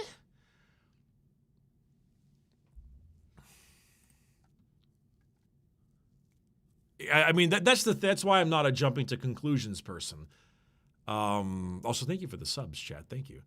I think what really gets me, the only thing I can actually genuinely state is that for the most part, a lot of the changes here appear to benefit melee more. That is the only thing I can state like as a pretty blunt, like this appears to benefit melee more. But after that, I can't think of much. You're gonna hear a lot of it's so over from a lot of people who like, I don't know, like Tau players, for example. But honestly, that's just, you know, me spending a whole day. What's on my schedule? Jumping to conclusions, taking the cat out of the bag, you know, like there's a lot of that kind of stuff. So I'm not quite sure exactly what's going to be the case. I will say, if the launch box for Armageddon, looking at this cover, if it's just an updated land speeder, van vets, and like intercessors and stuff, that's a pretty weak starter box. Because the 10th edition starter box was a brand new Terminator Librarian Captain, regular Terminator squad, Infernus squad, Lieutenant with combi weapon, Ballistus Dreadnought. And then the Tyranids had Screamer Killers, Nero Tyrant, Barb Gaunts, Nero Gaunts. I think they had a Psychophage maybe. I don't quite remember if they did or not. It would be, they had Sternguard too. Very true. They had the new Sternguard vets. There are definitely going to be Blade. Yeah, there's a lot of Blade Guard in there. I don't know. I'm uncertain, but I can very clearly be proved wrong. It could be that they just showed us a very tiny amount, but we'll see. Oh, Von Ryan's Leapers and Winged Prime as well. Good point. I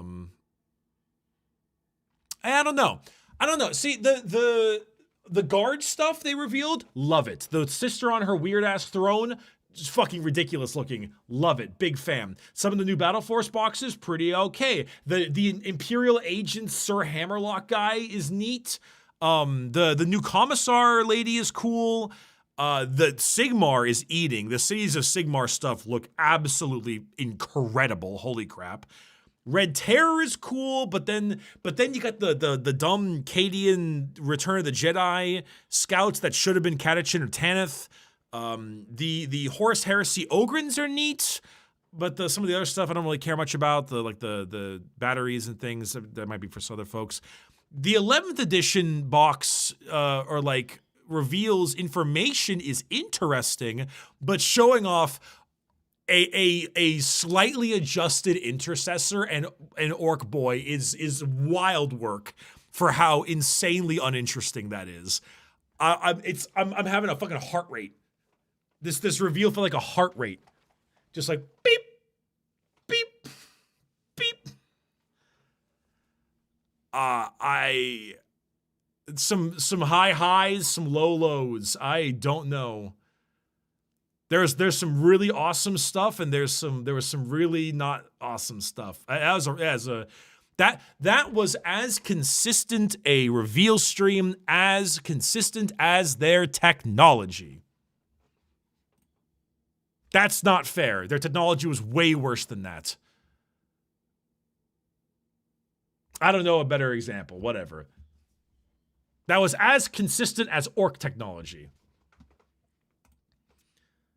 Yeah, that was a little like big ups, big downs, big ups, big downs, big ups, big downs. So I don't know. We'll I'm happy I got to hang out with all of you. thank you so much for being around. Thank you. Really, I mean, I really appreciate you watching it with me. It was a ton of fun. Thank you also, Zinch Among Us. Thank you for the bits. Yeah, I mean, besides that, you know, I'm happy to join with all of you. I really appreciate your time and you being here. Really happy to have you here. I'm going to be at WeebCon next week running an Orchid 8 booth for merch and stuff. Whether or not we bring objective markers, we're going to find out. And we'll see how that goes. Chat, for the time being, I'm going to send you off to go raid Grimmy. She is probably doing some fun horror stuff. She's playing Dying Light, actually. Your raid message is going to be dying my light to this right now. Sheesh. Like as the Zoomers you are. Oh, hey, thanks, Jelly Bones. Appreciate that very much. Thank you. But yeah, that's all I got. Thank you again, everyone. Thank you for your time. Thank you for joining me. And I will see you hopefully relatively soon. All right. See you later.